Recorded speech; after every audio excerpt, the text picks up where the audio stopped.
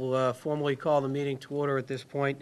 And as you know, we have the Board of Selectmen, the School Committee, the Finance Committee, and the Permanent Building Committee all meeting in open session together in order to get a glimpse at some of the work that's been done to this point.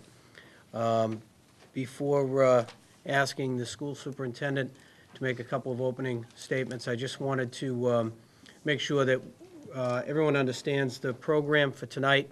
The primary purpose for meeting tonight is for all of these folks here up at the front table on the four boards and committees that I just described to get a look at the report that's been generated and to start the public process going forward from here. As I say, the primary purpose is to hope to get some consensus amongst the people up here in which direction to move with the information that's presented. I would expect in the next month to 2 months we'll have a public hearing to elicit comments from the general public and to try and get as much public input as we can at the appropriate point in time. To that end, we will hear the presentation tonight and begin with a discussion amongst the boards and committee members. And certainly we would anticipate having the time and the ability to ask for input from the members of the audience who did show up tonight. But again, notwithstanding that input, which we welcome, we will be having one or more meetings in the future to elicit that public input. So with that said, I guess I'll defer to the superintendent for any opening comments. Go, Mrs. Benton. Thank you, Mike. Good evening, everyone. I'd just like to give you a little summary of how we got to this evening's meeting. In the spring of 2006, the town meeting authorized funding for a school feasibility study. This coincided with the 5-year strategic plan for the schools that the school department was developing. A request for proposal was issued the following winter. In March of 2007, a committee comprised of permanent building members, community reps, and town and school officials was assembled to review proposals for the master plan study. 13 companies put forward proposals. After narrowing down the group, interviews were set up with 7 companies, and the committee decided to enter into a contract with Dorr and Whittier. Work began on the master plan in late spring. This included a comprehensive assessment of existing school buildings and sites and the investigation of options for the town's educational future. The objective of the master plan will be to consider various options that may involve consolidation of schools, renovations, additions, and/or new schools, depending on the final decisions that will be made as a result of this study and community input. The Wilmington Public School System has as one of its goals ensuring that all facilities, programs, and equipment support the educational needs of our students, staff, and the community. As our buildings age, we face the growing challenge of maintaining school facilities at a level that enables our teachers to meet the needs of the 21st century learners. This requires that we think strategically and prepare forward-thinking plans for maintaining all of our schools. This evening will be the first of what I hope are many discussions on how we ensure that our school facilities support the educational needs of our students, staff, and the community at large for many years to come. Thank you. And with that, if you could, Mike Kyra, please introduce the professionals that are here with us tonight that have put this presentation together and that we'll be hearing from. Certainly. As the superintendent indicated, the town has engaged the services of Dorr and Whittier Architects, Inc. We've been working in collaboration with them now for several months, and I think the only thing we ask is that you keep an open mind at this point, because as the superintendent has indicated, this process will evolve, and this really is at the earliest stages of the project. And so I'm going to suggest that the 4 of us, right after we call on these folks, probably move to the side so everybody can see the PowerPoint presentation, and this entire process will be presented and facilitated by Don Walter, who is a principal in the firm of Dorr and Whittier, and his associate Ronnie Phillip, who also has been involved with this project from the very beginning. So Don and Ronnie, we'll move out of your way.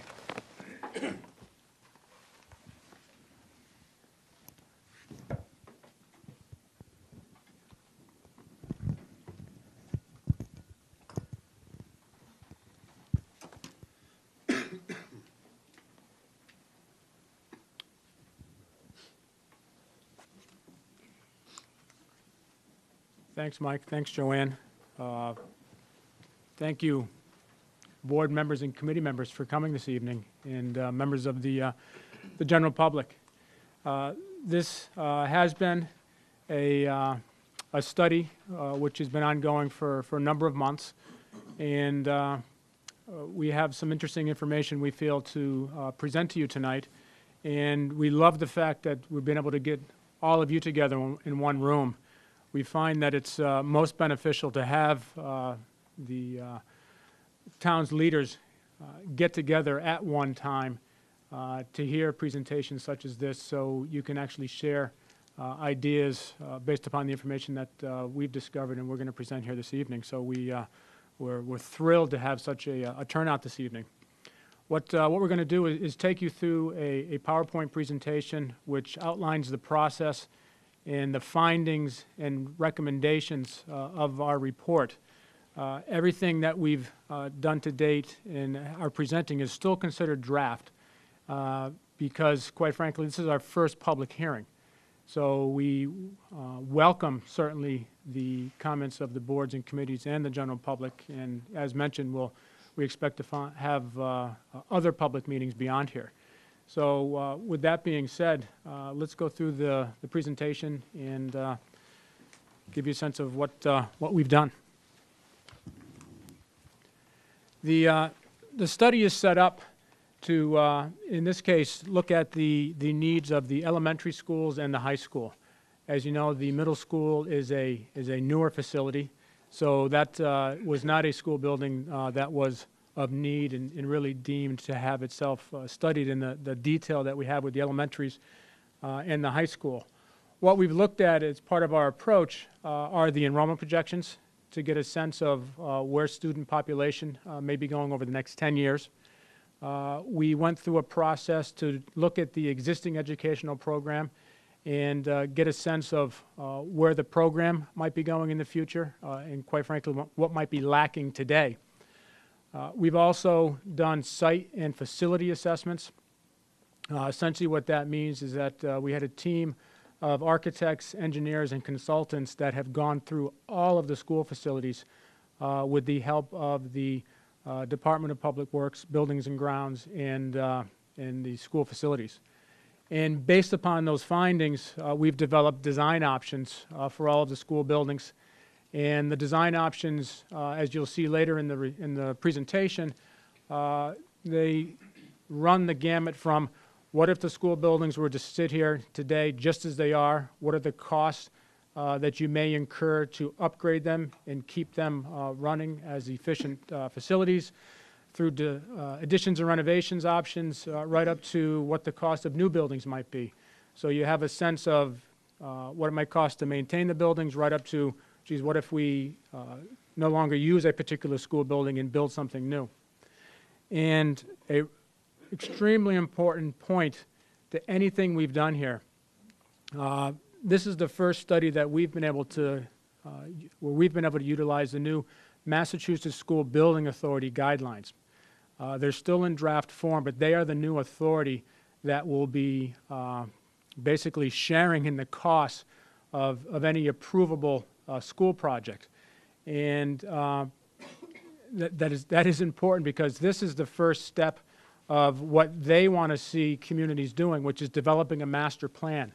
They want to know that you've considered all of your school buildings as you go forward in looking to the authority for potential reimbursement on a school project. So you'll hear us referring to MSBA along the way as we have the discussion here, and they are important because we're hoping that at some point they're going to reimburse 50, perhaps 60% of the project cost of anything that's brought forth in Wilmington. The enrollment projections were part of the first step in developing the study. And what we did as part of pulling the enrollment projections together, we used Environmental and Policy Resources, EPR, a group, an independent consultant working with Dorn Whittier to do the enrollment projections. Some of the information that was looked at was from the federal census data, state and local live birth data. They conducted community interviews to get a sense of where growth either is or is not occurring. Took into consideration private schools, vocational schools, and homeschool impacts. Looked at the historical enrollment trends to see how, especially in Wilmington, where you had some pretty good growth happening in the early 90s in terms of births, and you've seen that wave come through the schools. The development, impacts of building development, and of course, what an aging population may do to a community. We've seen in other communities in the Commonwealth where there may be a substantial number of elders or over 55 empty nesters, we like to call them, also that are moving on out of their homes within their community, perhaps into assisted living or over 55 developments, thus leaving their homes available for perhaps families to move into them and bring more students into the community. Here's what we found.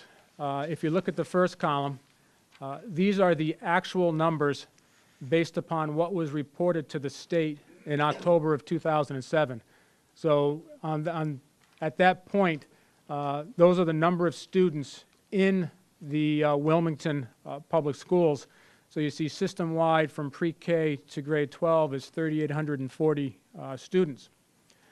EPR was required to do a 10-year projection. Taking that projection out to the 10 years, you can see a drop of what is about 211 students to 3,629 total population. As I mentioned, there seemed to have been a wave that came through back in the early 90s, and that is slowly moved out of the, has been moving out of the school district, and they anticipate that trend will probably not continue but may level off. But you need to keep in mind, anytime you project out beyond the known births within a community, it is a bit of a crystal ball. So while it's projected to be 3629, it may ultimately be 3729 or 3529, just to throw some numbers out there. So for the purpose of our study, we call our plan projection, we've carried it off at 3,775. The concern being that there always appears to be an unknown growth factor that occurs someplace out in time. And ultimately, we'll need to present this to MSBA. And quite frankly, when we get to the next step with MSBA, they're going to come back and do their own enrollment projections with another company. So there'll be a check on what was done here with this study. But as you can see, through the projection in the elementaries, there's anywhere from 263 to over 300 students within that range. So we said for our purposes, let's say there's 300 students per grade. And in the high school, there's a range of 216 to 231. We actually bumped that up to 250 in anticipation that depending on what you do with your school buildings, you may actually see some students come back into the district. So 3775 is the planning projection that we used with the study. Another aspect of the study in terms of part of the investigative portion is to develop an educational program, or ultimately what became educational specifications, or our listing of spaces that we felt were necessary and the school department felt were necessary to carry the school district forward in the future. And that's anywhere from your classrooms to your science rooms to your libraries, auditoria, gymnasium, special needs space, administrative space, guidance space. It's all taken into consideration. And to get to that point of developing the educational specifications, we held a visioning session with what we call the leadership team, which was a great collaboration of school administrators and principals and staff that came together and basically went through a brainstorming session of what works, what doesn't work, and what would be really good if we could. So that was all taken into consideration. We also went through and met with school building staffs as part of our building tours. So we as architects and educational planners got a sense to see the facilities firsthand to get a sense of how the schools functioned, where spaces were located within the building, what the size of spaces were, and the quality of space. And of course, what was discussed were the programs, as I mentioned earlier, the classroom size and locations, and grade configurations were looked at also. I'll jump to this in a moment, but what we strive for in educational planning is the ability to minimize transitions from school to school, meaning as you started grade pre-K or kindergarten, move up through grade 12, it's ideal if you can minimize the number of transitions that occur from one grade or a group of grades to the other. So you're going to see how we've looked at the existing grade configuration and how we've looked at the possibility of reducing those transitions to minimize some of those moves, which education sometimes are considered disruptive. And then, of course, we've taken into consideration the MSBA standards. There are draft standards out right now that have been out for about a year that we utilize as part of the study, which will be dictating classroom sizes, gymnasium sizes, library sizes, everything that will be a part of the school building are all built into these new standards. So again, this is the first study that's been done by our firm that's taken these standards into consideration. Here's what we found. At the elementary schools level only, you can see what we have for the Wilmington school averages versus the MSBA standards. Keep in mind, these are averages over all of the schools. Many of the schools have classroom sizes that are appropriate. And in fact, we didn't find many instances where the classroom sizes were dramatically smaller than what MSBA is recommending now, except for perhaps the kindergarten classrooms, which you can see is the first space we have up here, the average being just over 900, where MSBA recommends a 1,200 square foot classroom. Actually, before I get into that detail, if you go up and look at the average square foot per student in a building, Wilmington averages about 145, where MSBA has a range of 165 to 180, depending on the size of the school. Smaller schools allow you to have larger square footages per student because, quite frankly, when you build your core facilities or your larger spaces into there, it skews that average up a little higher. So you can see there's a bit of a disparity, about 300 square feet at the kindergarten level. The elementary classroom level is pretty darn close, certainly within keeping of the square foot range that MSBA has recommended here. The old school building assistance program that ran through the Department of Education that actually funded the middle school here, they used to allow about a 5% fluctuation plus or minus within those standards. We don't know that to be the case with MSBA yet, but we find that certainly to be a reasonable fluctuation moving forward.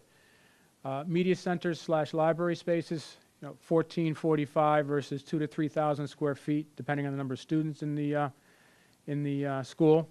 So a little undersized on the media center. Gymnasia, 4,561 versus 6,000. Art and music space, actually, from a size point of view, it's certainly well within keeping of the standards. Special education and specialist space, there aren't standards per se. It really goes on a district by district basis based upon what you offer in terms of programs to the community. In this case, part of the discussion with the staff and the leadership team at grades 4 and 5, there was a desire to incorporate a singular science classroom within the curriculum, not unlike an art room or a music room. So students will have the opportunity to have science labs or exploratory classes outside of their regular classroom space. And that would be, in each case, a singular science room in a building. So it's not creating a core of or block of science classrooms as we see in the either middle school or high school level. And then dedicated care support space, and we say as needed. Anyone familiar with this program, which is quite popular, knows that for the most part their dedicated space is really it's shared space. It's not dedicated at all. It's up on the stage as part of a gymnasium in most cases. So we found certainly a need for an office space to run the program out of for each school, and also a need for some storage space for the different activities and programs that that CARES runs.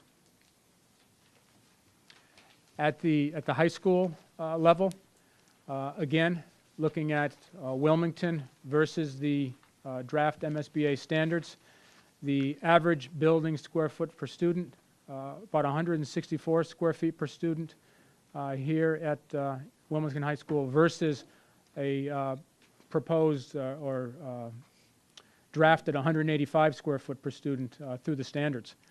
The total building size here is 158, almost 159,000 square feet, whereas for a 1,000-student high school, which is what we project to be in here, it would be about 185,000 square feet. A lot of that space is lost in the classrooms. You can see 771 square feet are the average class size, and that will run anywhere from 550 up to probably about 850 to 900 here at the high school, whereas the MSBA standards are calling for 950 square feet, which is that's a departure from the old SBA standards, which called for 750 to 850.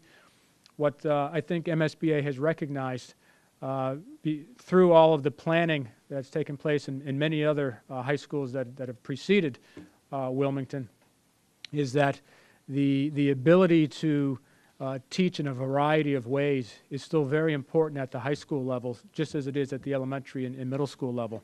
So they've taken that into consideration by increasing the allowable sizes in the classroom, so teachers and students can work in a variety of settings. Science classroom space, you can see 1,030 versus 1,200 square feet, so in most cases, if not all cases, the science labs are a bit undersized. The computer classrooms are a bit undersized also. Special education and specialist space, again, as needed. The library, where we're sitting here tonight, is a bit undersized for the population. Art and music, actually, they fall within the range of MSBA standards, although I will say that the music, the quality of the music space, I would say is lacking. Vocations in technology space, where there's not a vocational program run here. There is technology that is being run as part of the programs, and getting into further detail with that in the future will be important to define that within the program. The auditorium, you can see, is quite undersized versus the allowable size. MSBA would like to see at least 2/3 of the population fit within that space, and currently I believe that's about 40% light of what's allowed.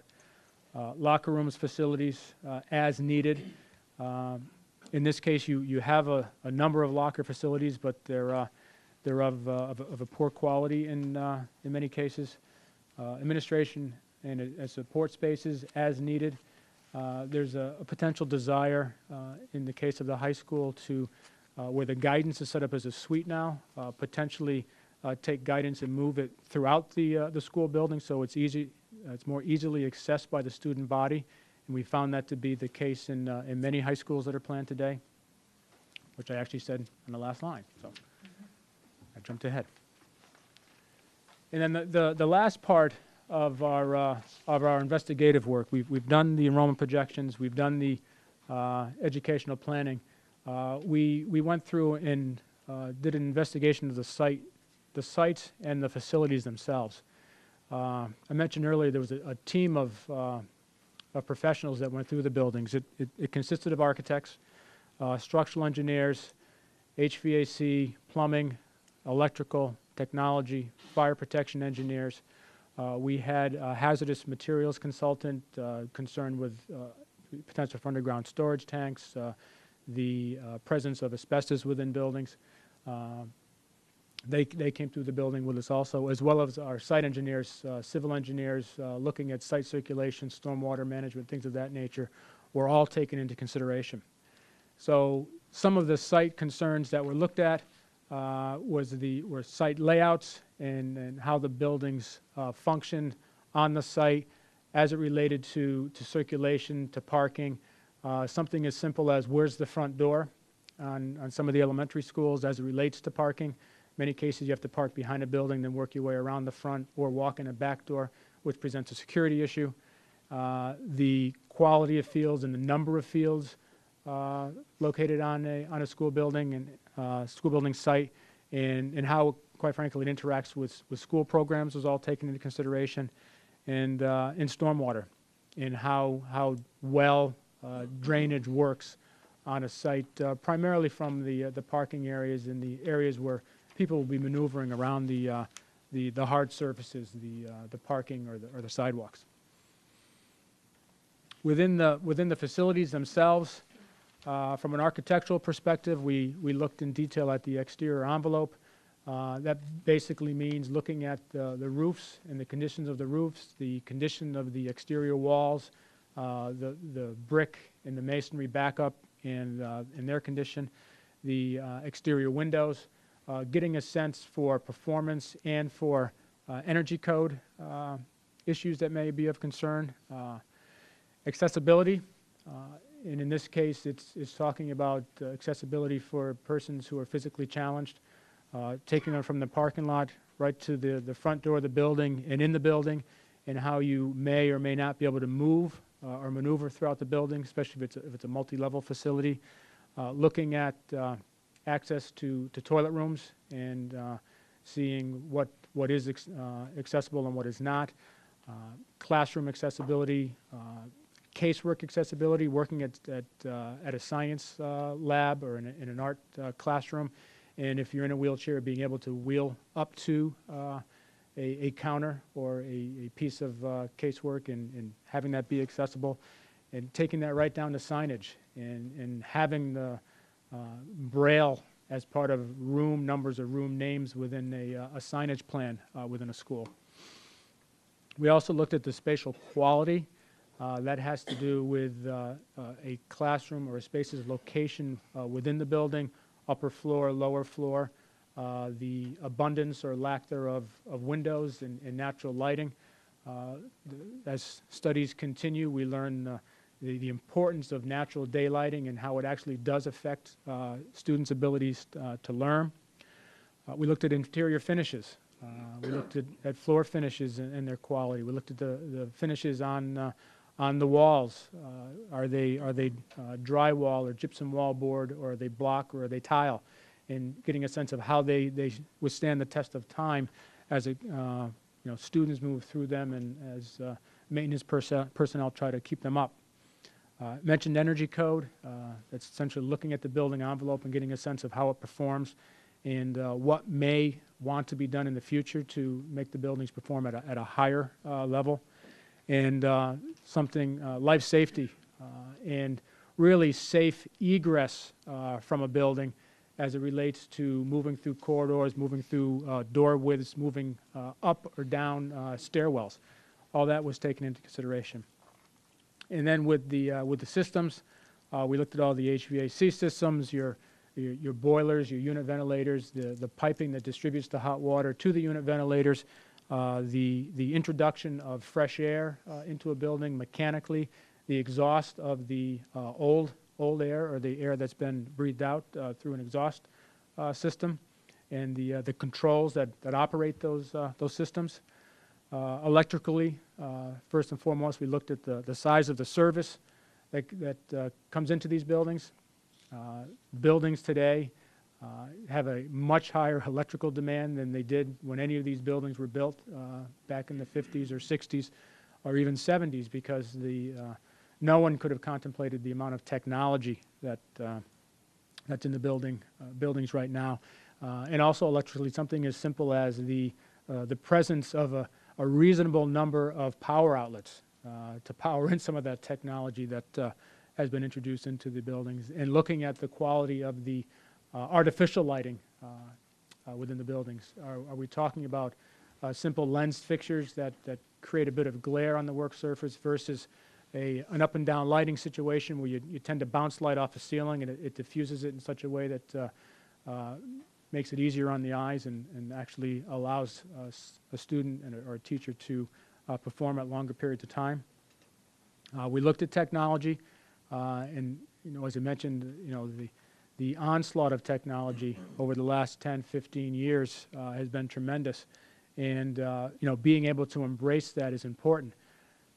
Having the right number of power outlets for that technology, having the amount of electrical service to power that technology, having the right support system in place to run that networked service within the building. In many cases, technology servers, just because the space was not created in those buildings, is put into closets, and the school system has actually done quite a good job of upgrading those closets so they're air conditioned, so the systems are able to perform.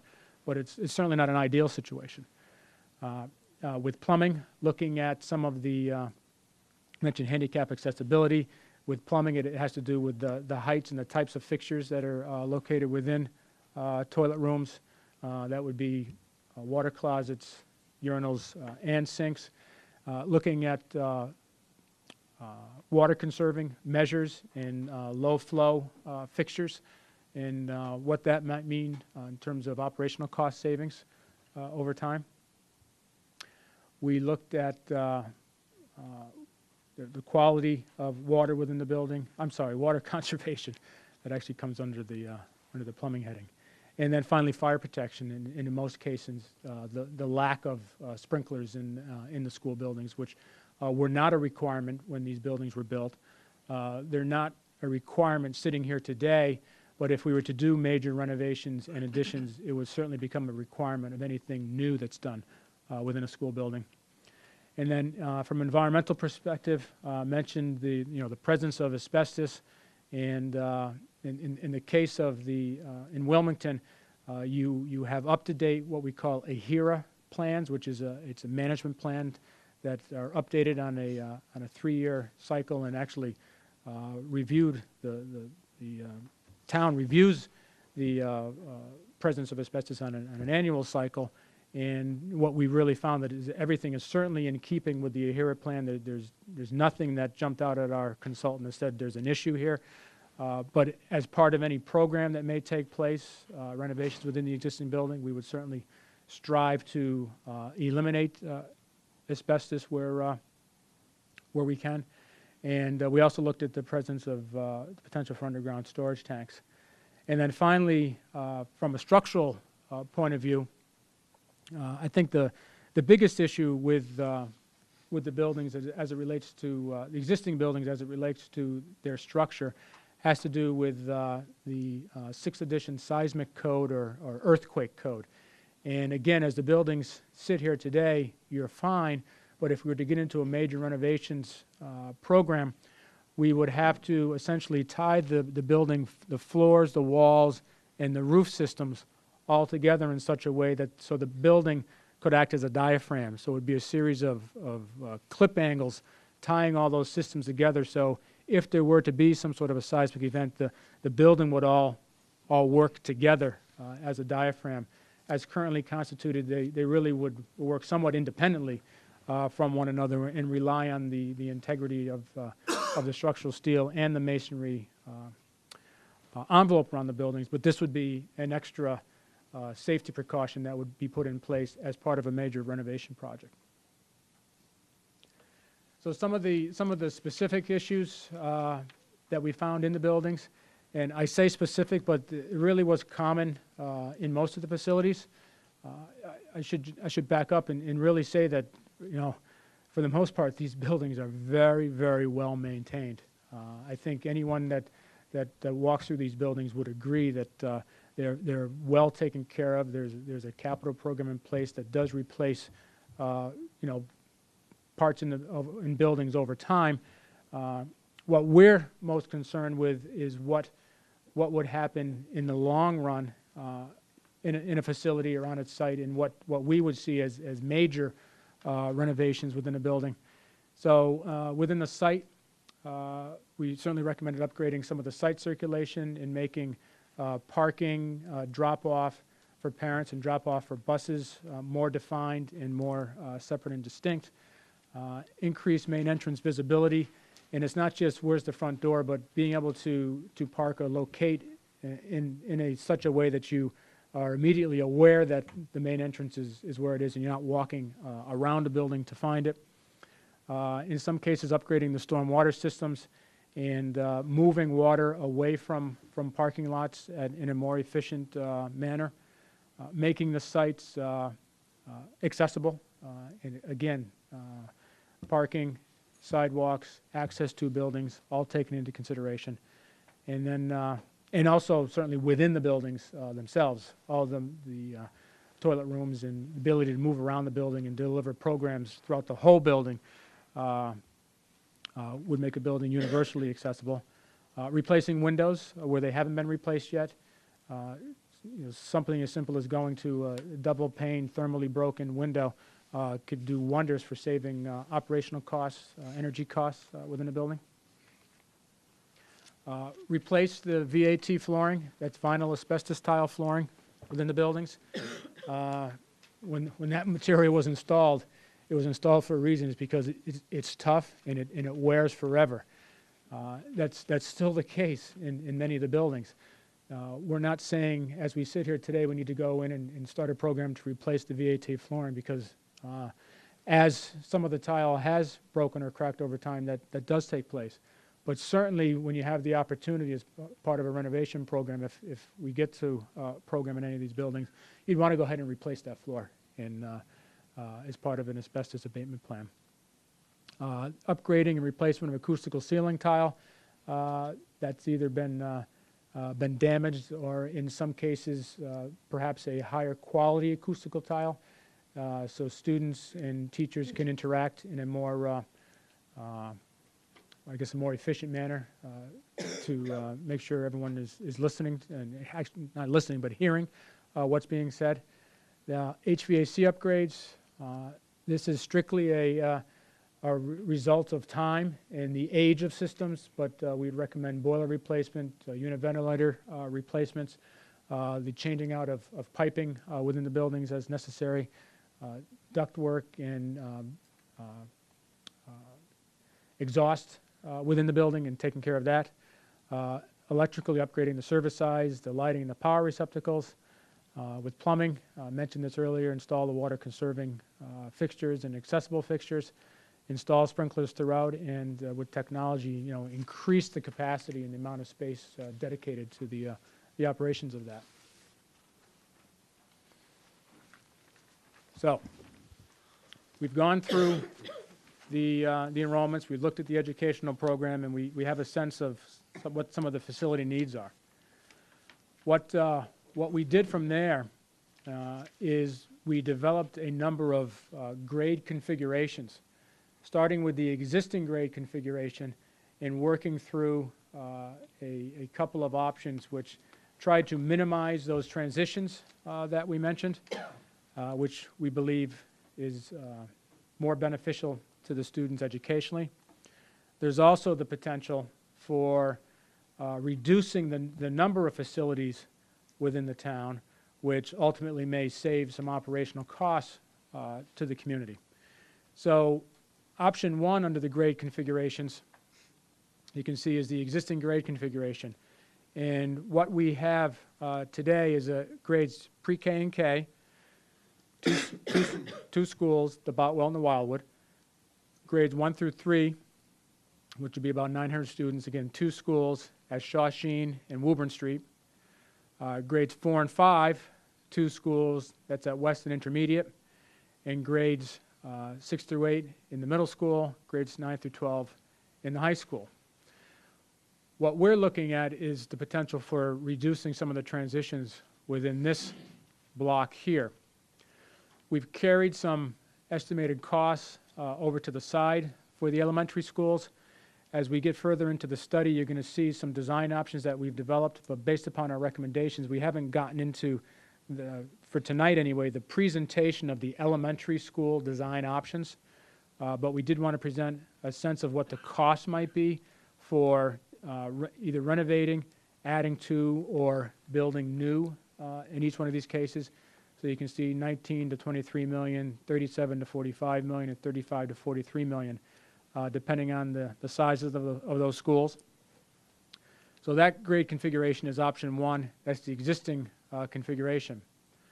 Option 2, what we're doing is we're creating a lower elementary, upper elementary, middle, and high school. So we've eliminated one of the transitions. We go to a grades pre-K to 2, and in many cases we find that this is while grades kindergarten to grade 1 might be considered a natural transition, certainly grades 2 to grades 3 is also a somewhat natural transition. So what we've done is clearly made a couple of larger schools. Students get to spend more years within the program, which is another important point. 3 years seems to be a minimal amount of time that you'd like to spend within a school. That way, as a student moves through, they have their entry year, they have their year of being there, and they have their exit year. So within those 3 years, not unlike a middle school, you could have that occur at the elementary level. In this case, where Shawsheen was the lower elementary and west and north were the upper elementary in the existing configuration, we actually had to flip-flop the two in this configuration because the National Fire Protection Association, NFPA, tells us that students grades pre-K, K, and 1 have to be able to get out of their classroom or get out of the floor that they're on at that grade. Basically saying you can't be at an upper level within that school building or a second level. And when we got into this particular configuration, the Shawsheen and Woburn was such that with the upper levels being configured the way they were and the amount of space that was upstairs, we couldn't actually make Shawsheen and Woburn work as a grade pre-K and 2 school without having a lot of empty space on the second floors and building a lot of additional new space. So that it didn't make much sense to us, so we made the flip here, which ultimately may not make sense either. But to move through the option, that was one of the trade-offs that we had to go through. So grades pre-K to 2 at West and North, grades 3 to 5 at Shawsheen and Woburn. We've eliminated Boutwell and Wildwood in this case to be repurposed for something else, either something for the school district, something for the town, or perhaps a private function. And again, the middle school and the high school remain as 6, 8, and 9, 12. And you can see the cost range from 40 to 49 and 41 to 50. So the overall costs are 82 to 100 for these options. And I should jump back up. You can see the overall cost for the existing configuration is 92 to 112. So you're realizing even capital cost savings by reducing some of your number of facilities also. And the thought is that you would reduce some of your operational costs also. So then option 3 is, again, another step at reducing the number of transitions. Here we have an elementary, a middle, and a high school transition. We end up with 4 elementary schools, Shawsheen, Woburn, West, and North. The schools would all be about 400, just under 470 students each, grades pre-K to 5. Given the size of the schools, in the age groups within the schools, that second floor issue that we had with North and not North, I'm sorry, with Shawsheen and Woburn Street, thank you, is eliminated. So you can see all 4 of those schools work quite nicely as grades pre-K to 5 schools. The estimated cost for doing those 4 schools is $87 million to $107 million. The last transition was 82 to 112, I believe. So essentially, I think it's fair to say between 85 and $100 million to do all of those programs. Grades 6 to 8 and grades 9 through 12 stay in their current location. Option 4 is is an interesting option and something that we needed as a baseline for any work that's considered within the school district, if for no other reason, for comparative purposes. The option 4 is capital improvements only. This came from our site and facility assessments, with us providing our sense of what needs to take place in those buildings over the next 5, 10, 15 years in terms of capital improvements. In each case, we did develop costs. You can see a $9 to $11 million range for the Boutwell and Wildwood, 17 to 21 for Shawshene and Woburn, and 17 to 21 for West and North.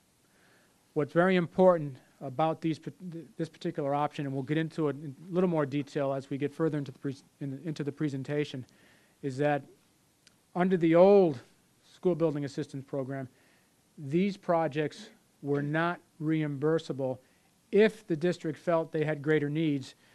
In other words, you needed more space because of enrollments, you needed more space because of program issues.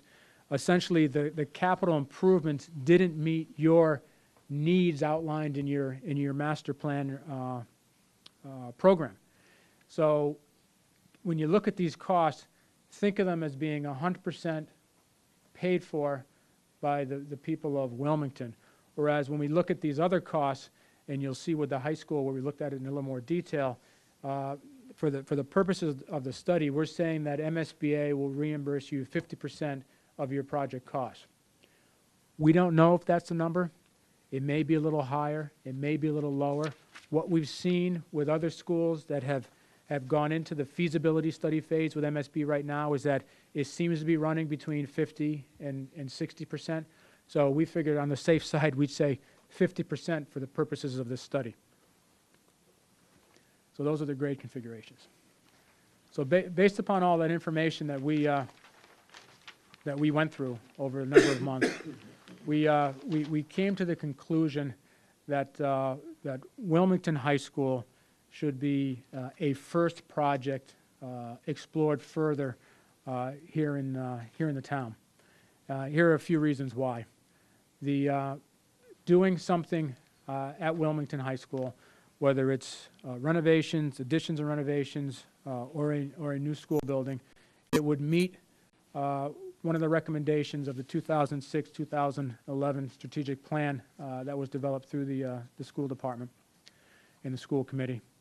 The high school programmatically, if you remember one of those earlier slides, we talked about classroom spaces and how they rate versus the MSBA guidelines.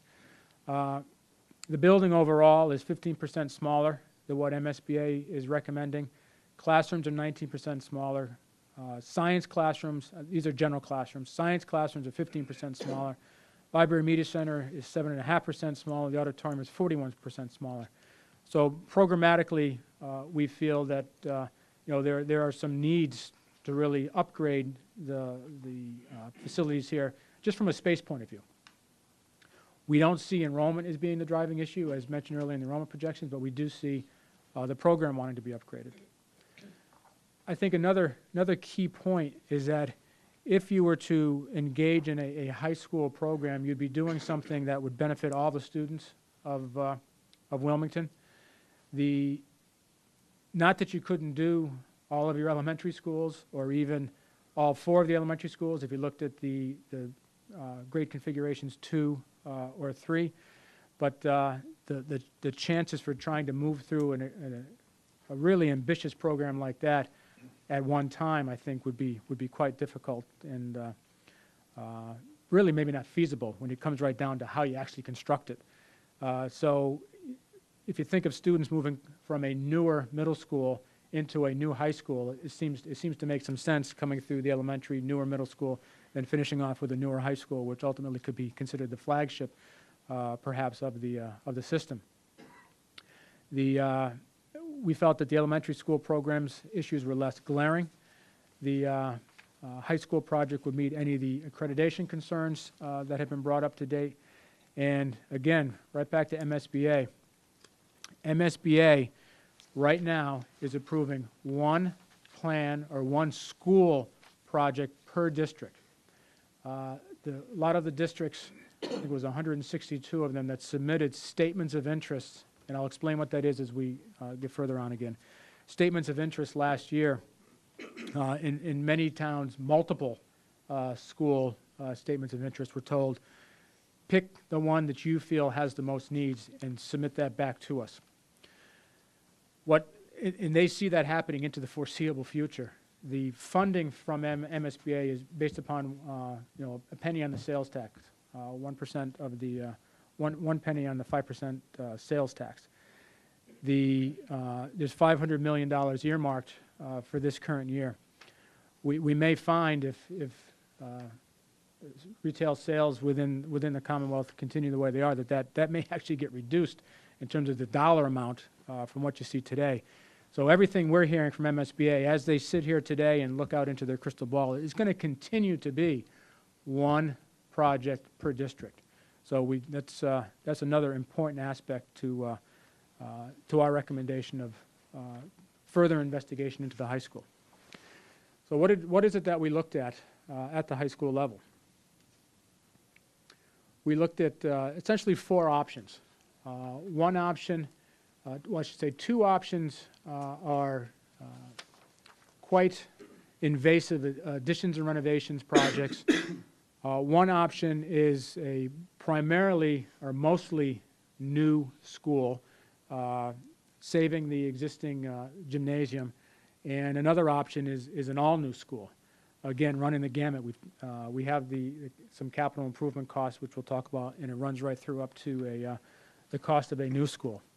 This option 1A, you can see, is a small addition, 20,000 square feet, and renovations throughout the existing building. This is the front loop right now. Here's the front door. If you walked in the front door, took a right and a left, we're sitting right about here. Here's that library, cafeteria, courtyard.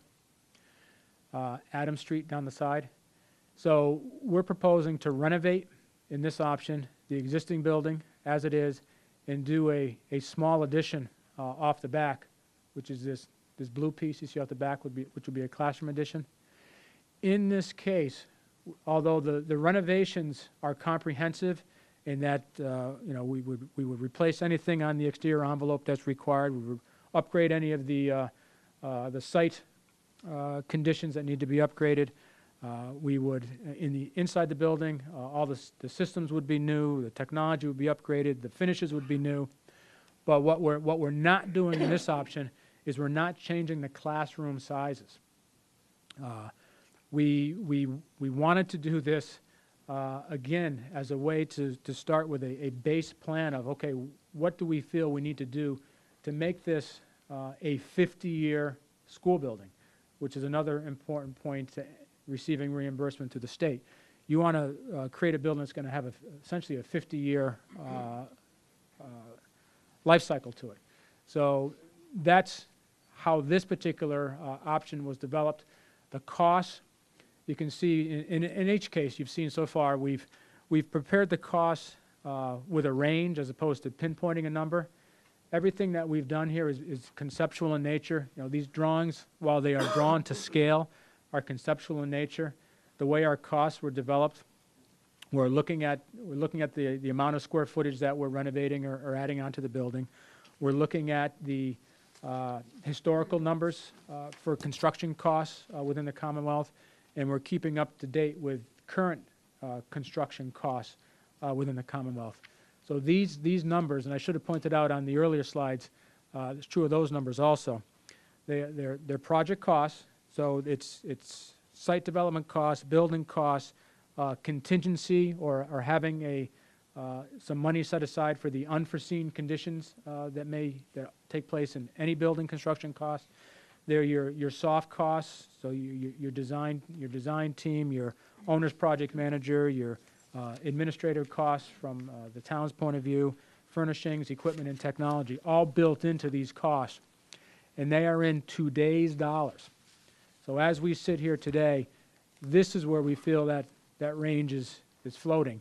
And you can see it's quite substantial because there's a number in the middle that we started with, and we made the range, was it 5%? 5% either way. So that's how the costs were developed. And if you want to get a sense of how these costs may decrease or more than likely increase over time, what we've seen over the last really 3 to 5 years is anywhere from 7 to 10, up as high as 12% inflation costs attached to construction.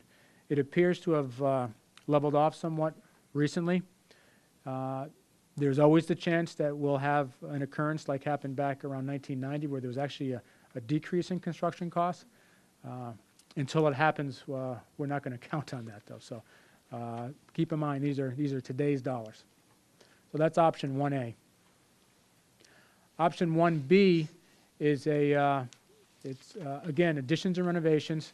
In this case, more additions, 67,000 square feet of additions, and renovations of 128,000 square feet. We say it's a 158,000 square foot building. How come we're renovating less?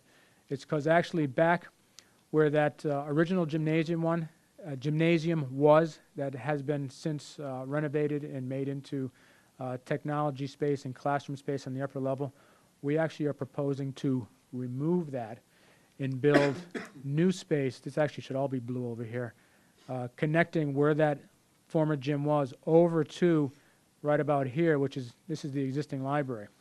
So that would be new construction in the back, so there'd be some of the existing building torn down, so obviously what we renovate is smaller in terms of square footage.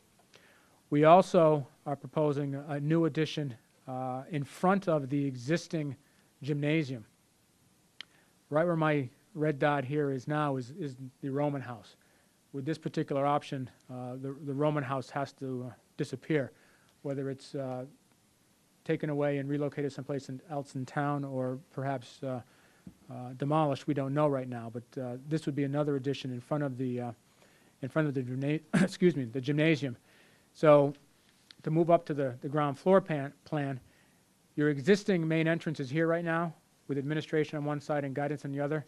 We would move the main entrance over to the other side of this bump out, this classroom wing bump out, and pull it forward of, right now this is your gymnasium entrance, that's where your lobby is.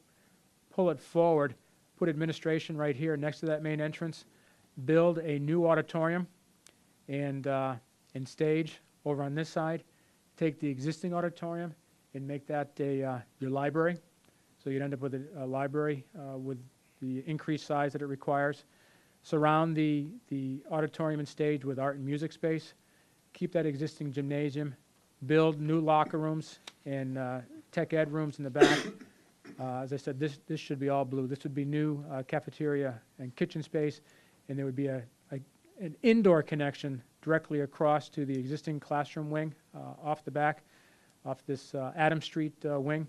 Right now, many students already do walk outside between the buildings through the courtyard. And on top of this addition would be a new science wing up on the second floor. So currently on the second floor, the building acts as an L. You have stairs down here, and stairs in the middle. In this case, academically, you'd be able to circulate around on the second floor and come down to different locations, thus making it easier to navigate. Cost for this, estimated project cost for this is $60 to $74 million. So that's option 1B. Option 1C, in this case, we have 175,000 square feet of addition, essentially new building, and renovations to 14,000 square feet. The 14,000 square feet that are being renovated, that's your existing gymnasium. You have I think it's a 12,800 square foot gymnasium right now. MSBA is, if you were to build all new, is allowing a 10,000 square foot gymnasium. So we thought, geez, what a shame to lose that extra space within your existing gymnasium if there's a way to keep it. So we looked at keeping this existing gym and essentially building a new building out over the parking lot, part of the practice field, and the tennis courts and where the Roman house is, running front to back off of Church Street. And I apologize. One thing I neglected to show on the point on the last two slides, which is true of all the options, as we look at the site, in the back here, off of Wildwood, there is land available that the town owns. And we looked at, and really this option is what got us thinking about this. If we were to lose playfield space, in this case practice space, is there any way to recoup that? And we went out back and found this land and found it actually to be quite developable. This bubble here, this amoeba shape, is actually wetlands.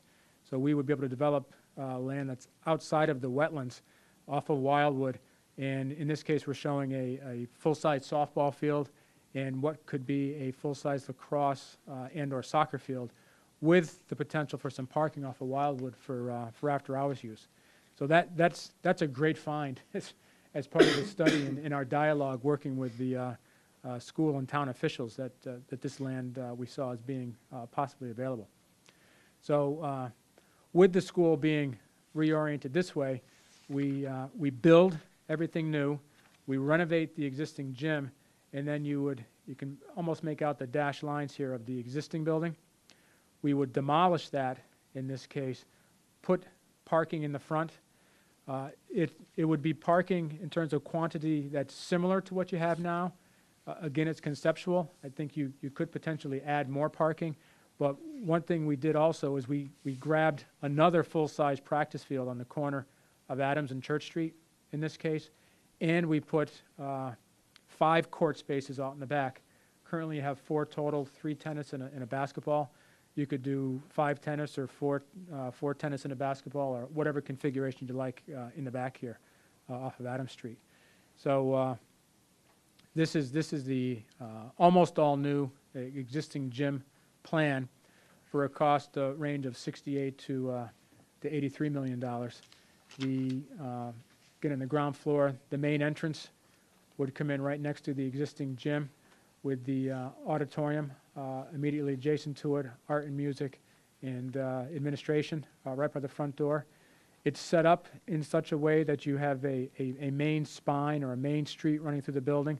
So the whole first floor of the building could work also for after-hours use or community use, with the library located down here, some computer and technology labs, your locker rooms, and your cafeteria and kitchen, all being down on this ground floor. So you could either utilize the whole ground floor or a piece of the ground floor for after-hours use without affecting any of the upper levels within the school building. And then on top of that would be classrooms running up vertically on top of this bar right here. So that's option 1C. Option 1D is it's essentially the same as 1C, except we have the new gymnasium in this case.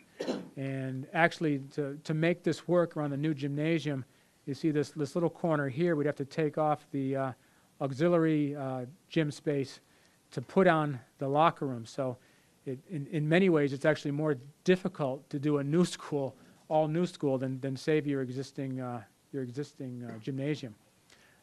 Site configuration is essentially the same as the last one. You can see all the play fields that we've been able to grab, and the cost is essentially the same, a little less.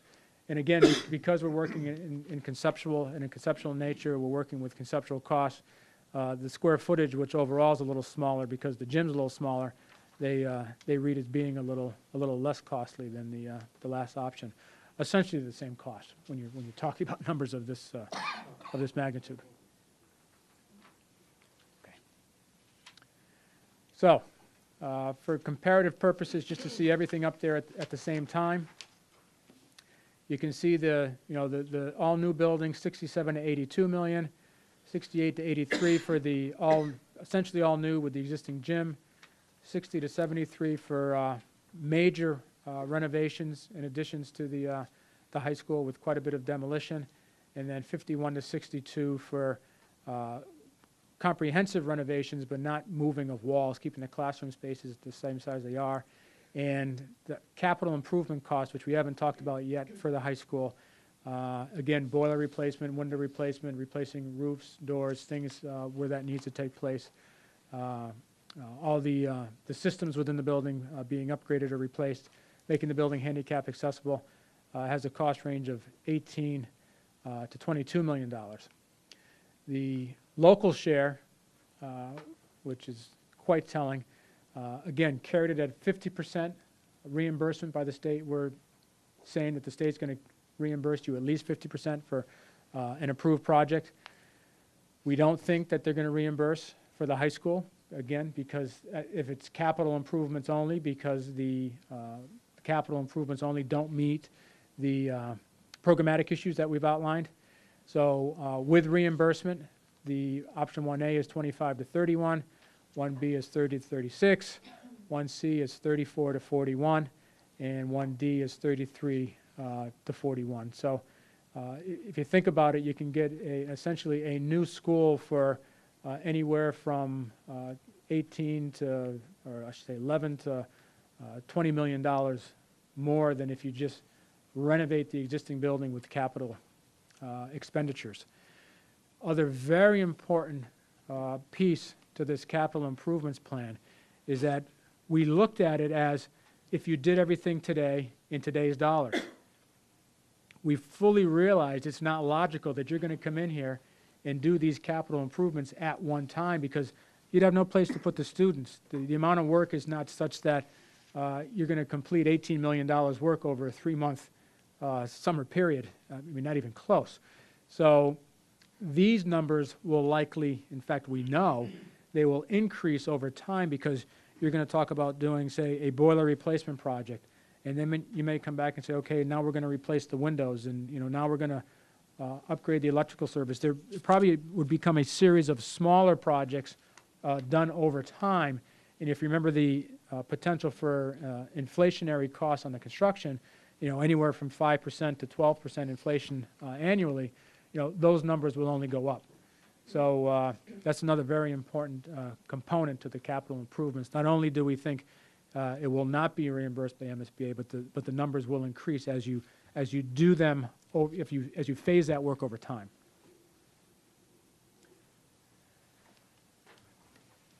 So now we've gone through our study. We've made our recommendation, and make it very clear. This is Doran Whittier's recommendation, based upon the study that we've done, the conversations that we've had with all the people who have participated in the study, and our understanding of how MSBA is working today and how we think they're going to continue to work. So, what are the next steps? And let's just, for argument's sake, say that we're going to do something with the high school.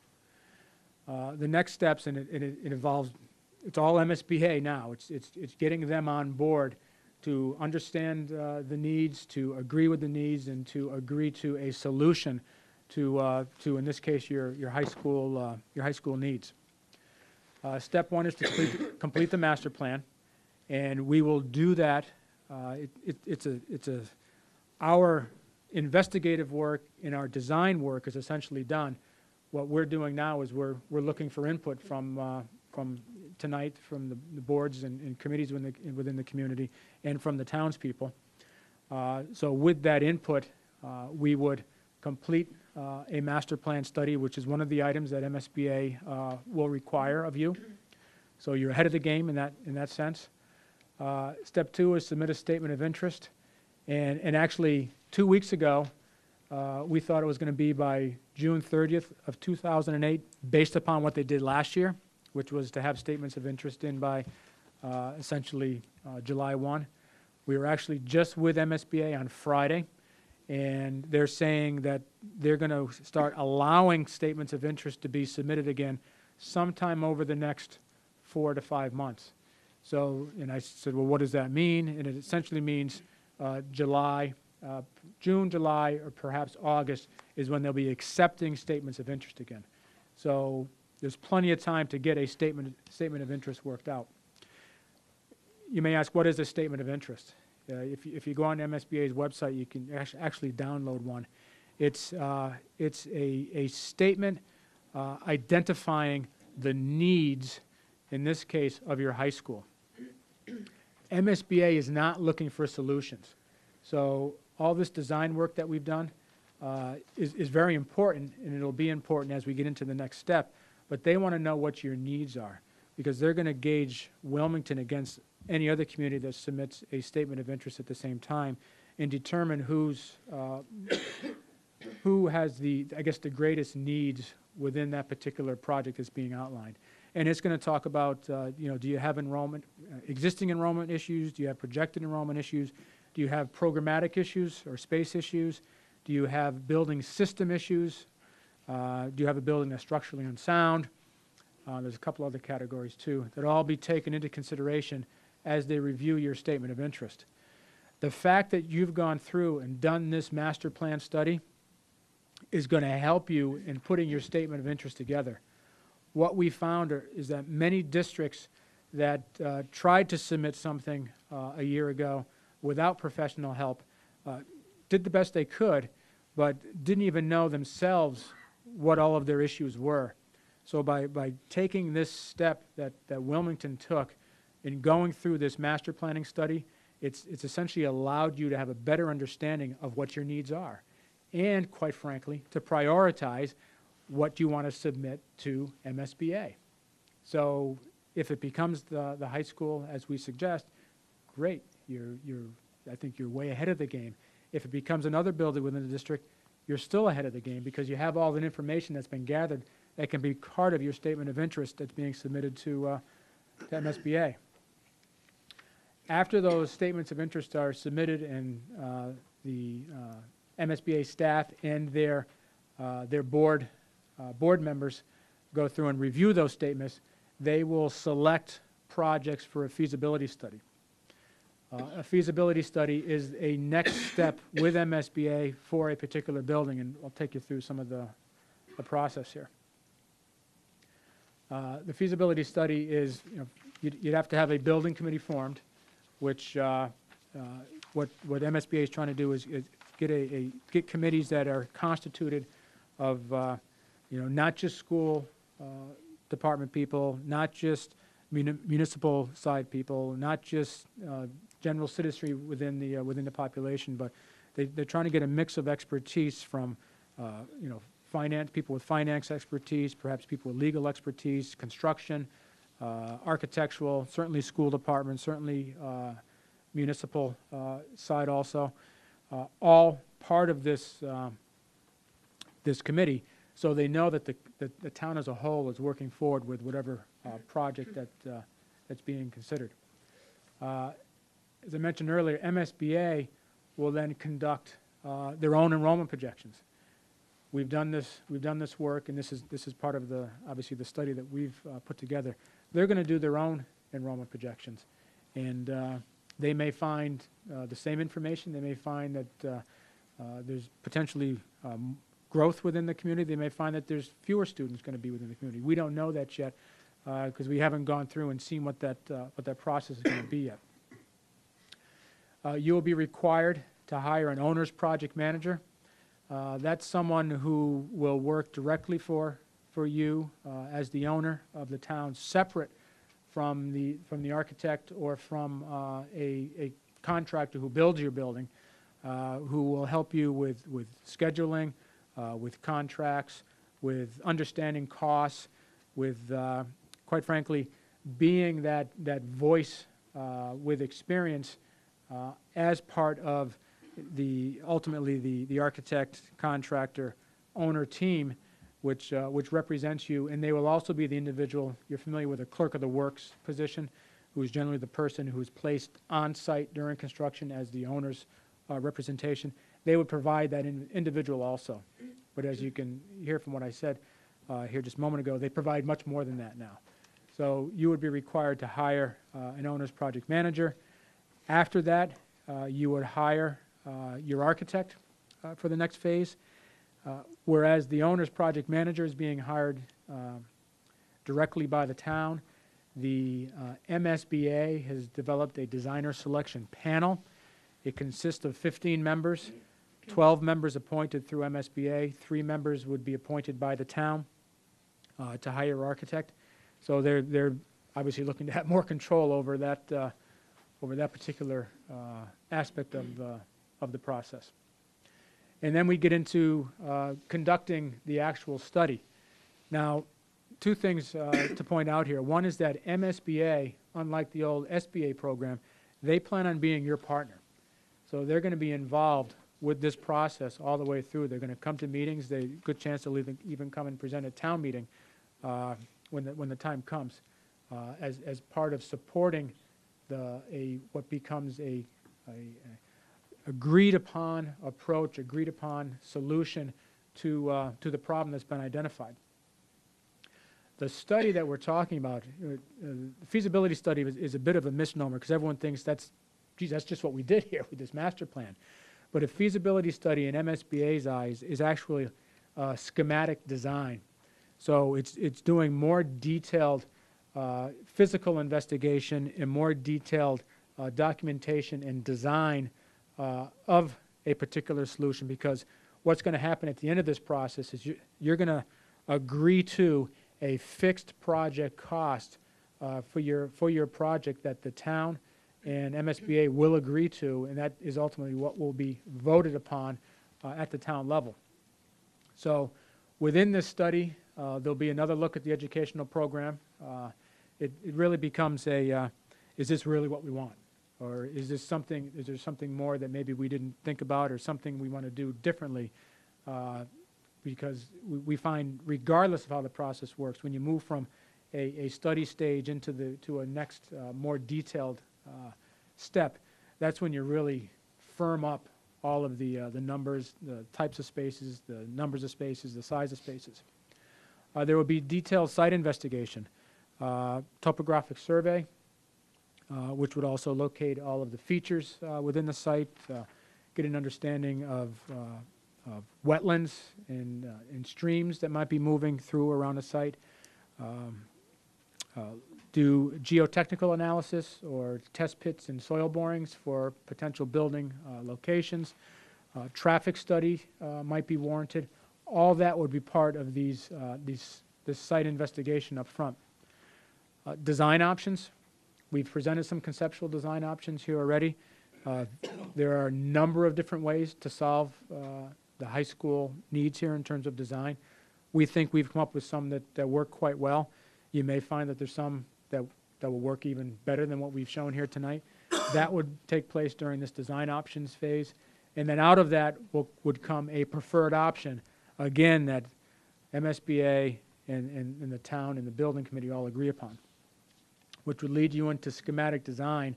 And essentially what that means is taking that preferred option and developing site plans, floor plans, exterior images or elevations of the building in more detail, with showing wall thicknesses, where the windows are, where doors are, how furniture is laid out, where casework is located.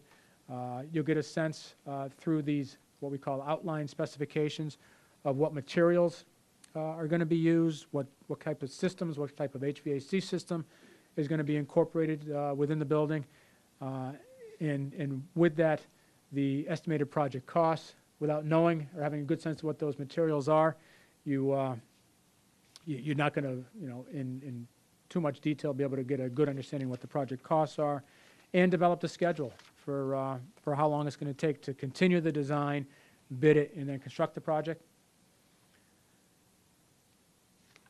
Based upon all that work that's done, the MSBA board will take that. They'll say, okay, we're going to build a high school that looks like this, that's going to cost this, that's going to take this long to build, and the MSBA staff in town agree on this preferred direction. That'll all be presented to the MSBA Board of Directors, where they will approve your project.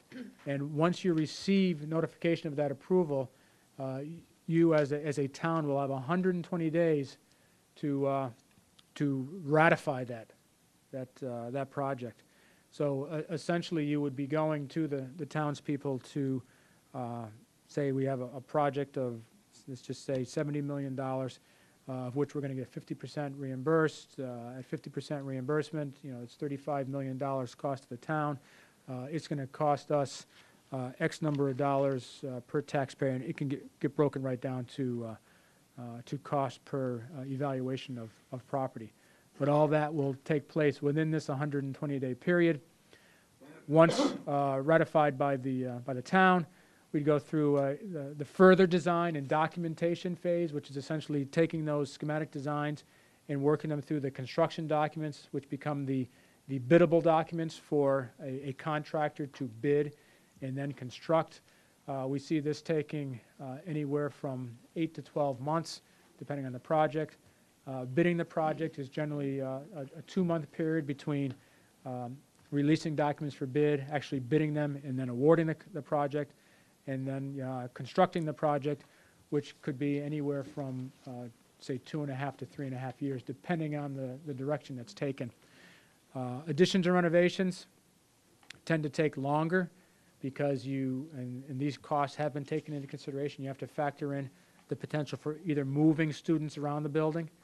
If you build a new addition and you move some students in there and you renovate that space and you move those students, back into the renovated space, and you kind of do a leapfrog around the building versus, say, bringing in modular classrooms and moving a majority of the students into modular classrooms.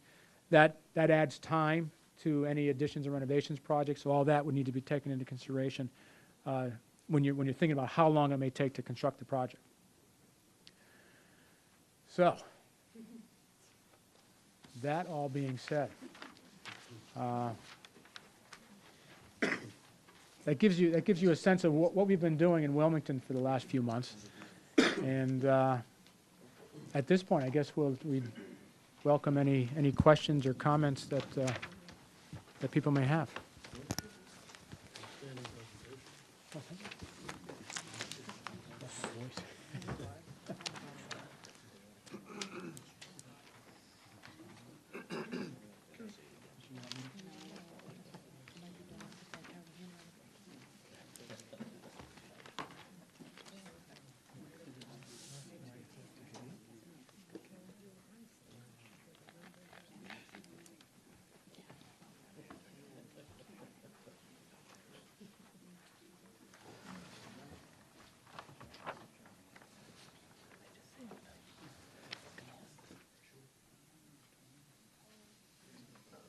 For this part of the process, what we would like to do is I will call on the school committee, should the school committee have questions, and Attorney Newhouse will call on the board members from the town, the rest of the town board members.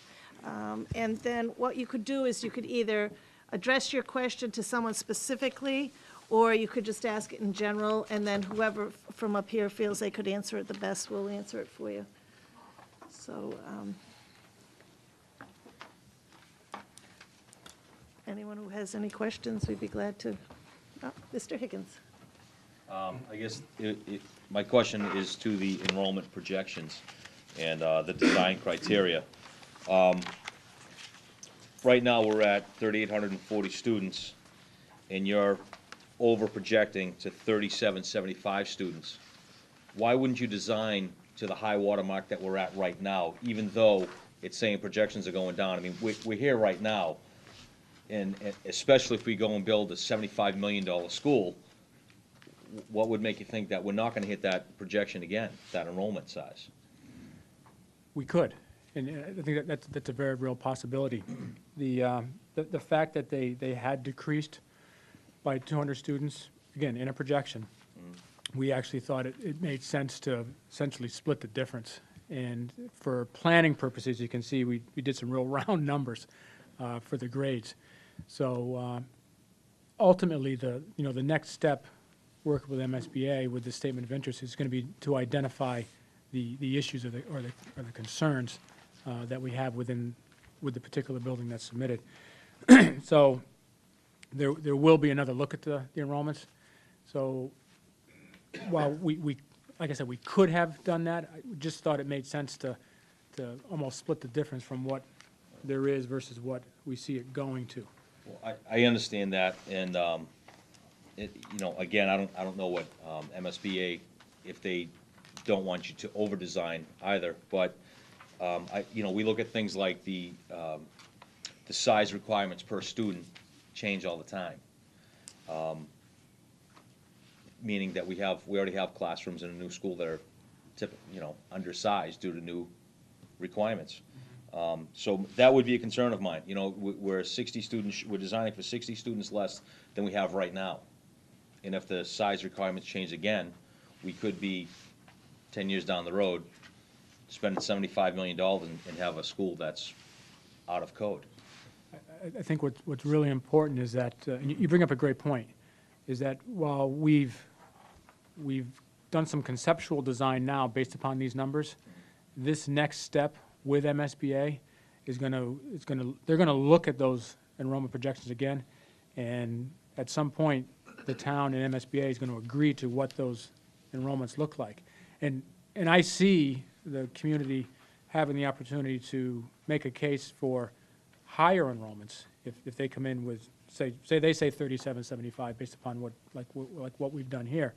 But if there are other factors out there that perhaps they don't take into consideration, that the townsfolk know through planning board, for instance, or building department, having a better sense of what might be on the potential horizon, that's got to be taken into consideration, and you would hope that MSBA wouldn't be short-sighted as you look at that. I understand, thank you. Sure. Thank you. Mrs. Peterson? Thank you, Mr. Walter. Does MSBA give a percentage that they're going to contribute to the town before the town votes on it? Do they say we're going to give you 50%, 60% before That the? will be firmed up. Yes, it will. In fact, what happens is that when you submit your statement of interest and they call and say you're on our feasibility study list, there will be a meeting with MSBA. And at that time, based upon, say, a 1,000-student high school at 185,000 square feet or thereabouts, they will tell you at that time what they think the project costs are, dollars per square foot. And they're going to sit there and they're going to say that, let's just say $70 million. 15% of that could be considered design and soft costs, of which 10% you should allocate for this feasibility study. And at that time, they will give you a sense of what your reimbursement rate is going to be, knowing full well that as you go through this feasibility study process, that rate will probably go up based upon a number of incentive factors that they're going to build into your reimbursement rate, such as if you do a Massachusetts CHIPS or high-performance school, basically green the school to make it more sustainable, you can receive up to 2 percentage points by spending a little bit of additional money to pay for those things within the school. Thank you. Sure.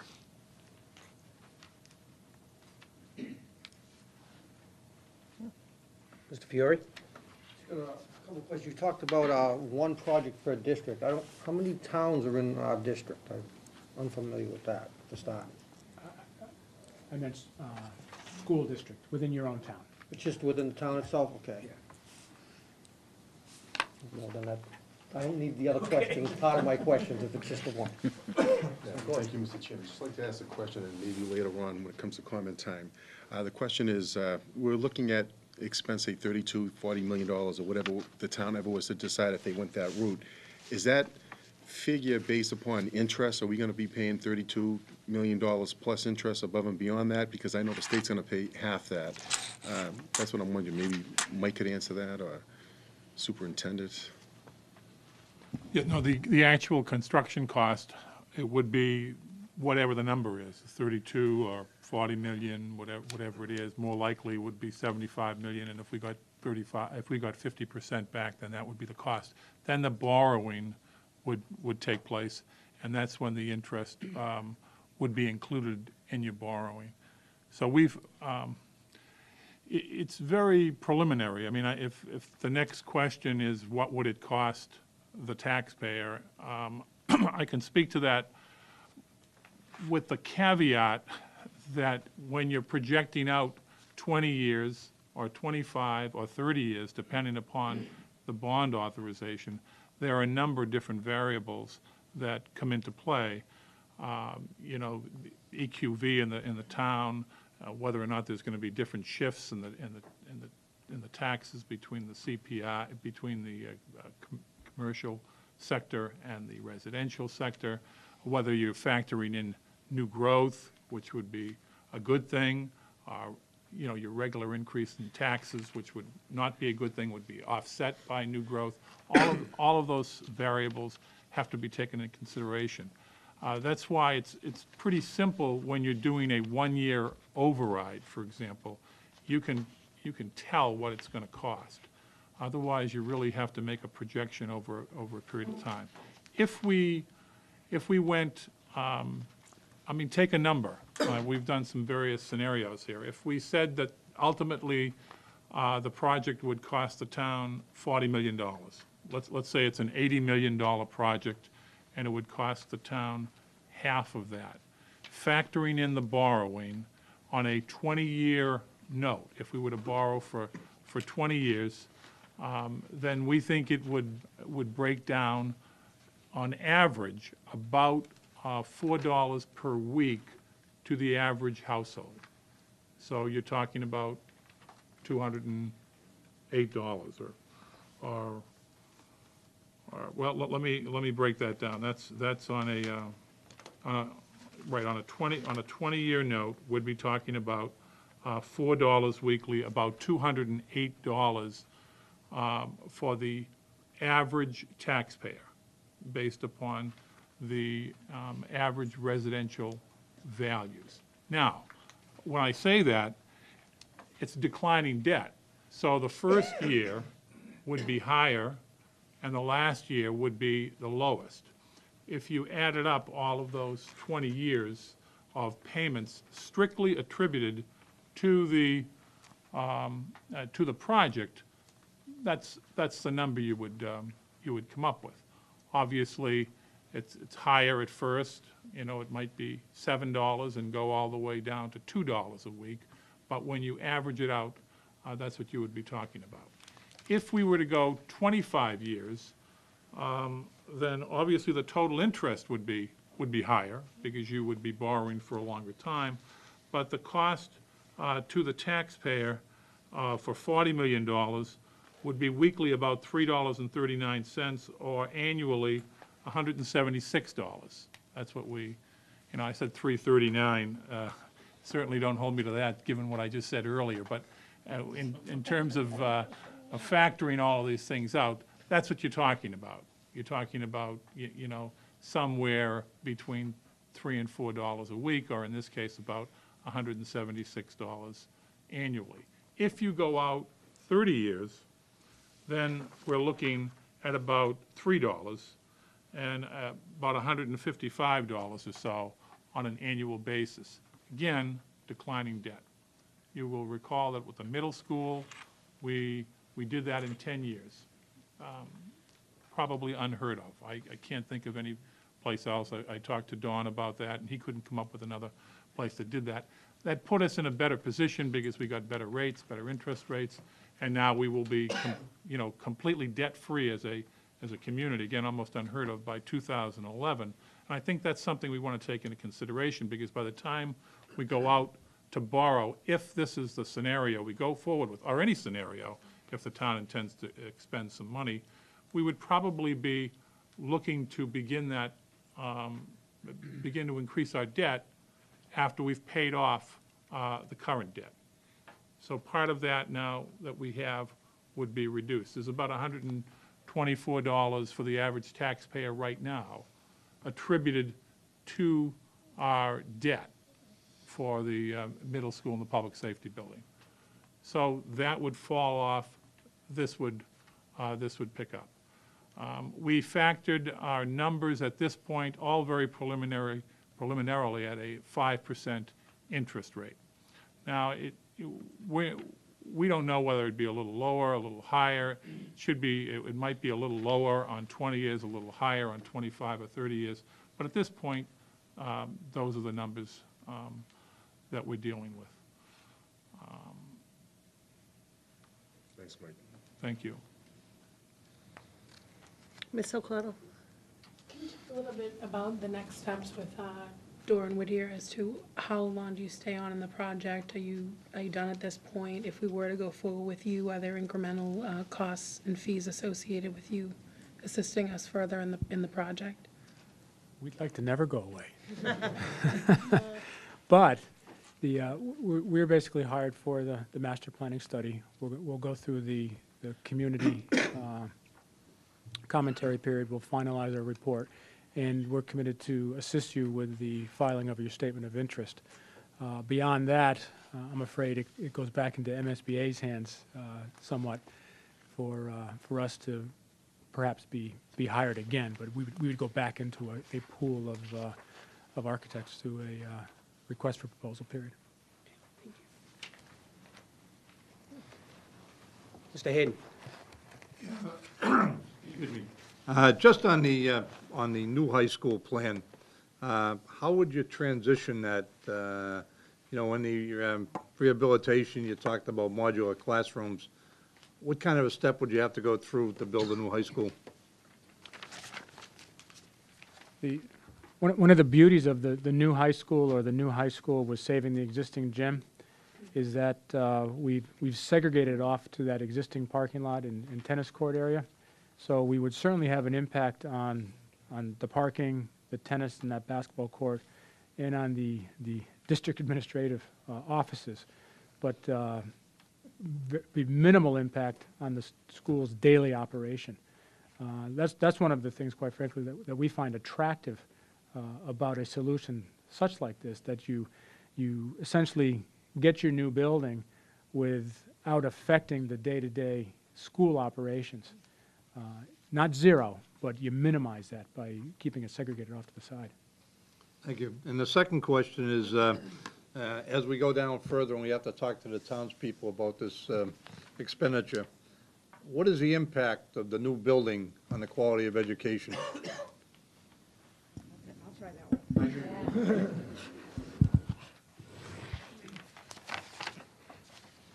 Currently, we are experiencing a lack of space at the high school. We have some special ed programs that are actually being housed in teacher cafeterias. We have a 110-member orchestra and a 100-member marching band, and we don't have space in order for those groups to practice as a group. Our classroom size is limited by the size of the classrooms. Classes in excess of 22 students, especially in the science labs, becomes a safety issue. Programmatically, we are looking at teachers who are trying to embed technology into their teaching, but we cannot, because of the infrastructure of the equipment, cannot put projectors into ceilings because of asbestos. From my point of view, a new high school would be able to increase our ability to meet the needs of all the students in Wilmington. You've heard a lot, Dick, you've heard a lot of this, I know, about differentiated instruction. We talk about how different we teach today than we did 20 years ago. High school classrooms, as Dawn talked about earlier, the teachers need more space in order to provide small group, whole group activity, as well as bring technology into the classroom. I believe that our lab, our science, we're not doing a service to our students in the science labs because we don't have the appropriate space for prep for students to really be able to carry out. For example, to offer AP chemistry, which I would love to offer at the high school, we don't have the space to do that. The other place that programmatically would help increase our ability a lot to affect mastery of a second language is to be able to add a language lab to the high school, so students, because we all know that 75% of learning a language is auditory, and we don't have the capabilities at this point. I could probably go through each of the curriculum areas, but I hope I can give you a little bit of a flavor of where I see a new high school could bring us. Mr. LaPorte? I guess, my question is, I guess when you did the report, obviously you looked at each school, and as far as like what they needed, did you do like a report as far as what schools need as far as priority list, say as heating, ventilation, windows, electrical? And my question would be, I mean, obviously I'm hearing tonight that it's the high school that it seems like what we're looking for, but my point being, if we shell out, say, the 41.1 million for the high school, you know, option 1D, I mean, this is just, you know, example. How would we know if these other schools and what the costs are gonna be in, say, a total of 5 years over and beyond this, what we're gonna need? I mean, we got to figure in taxation for it. So my point would be, do we tax it now, or look into that cost now, or do we accept it as it comes? We actually, for each school building, developed a capital improvements plan. So there has been, for each school, a list of items developed with costs attached to them to upgrade the heating system, to replace windows, to make the building more handicap accessible. So that's actually built into the study also for each school building.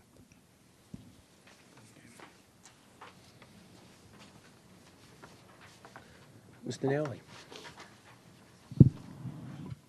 In your consideration, did you, apparently I don't see any third floors on schools. Did you consider that possibility on, say, the high school, a third floor in any area? And second, where you're looking at this major addition to this school, or complete renovation, a complete new school, did you consider another site possibility of a new school? I guess to answer the second one first is we weren't aware of another site that might be available to us. So we do have a cost in the study for a new school to be built somewhere, but it's a bit of a wild card because not knowing what the site may look like, those site development costs could range all over the place. So we did not look at another particular site in town for a new high school. In terms of adding on top of the existing building, quite frankly, the age of the building, we are certain that it was not designed in such a way to accept another floor. And even if it were designed to accept another floor at that particular time, the codes have changed such that we just would not be allowed to do it. Okay. What codes are you referring to when you say State, that? state building code? Mr. Fiore?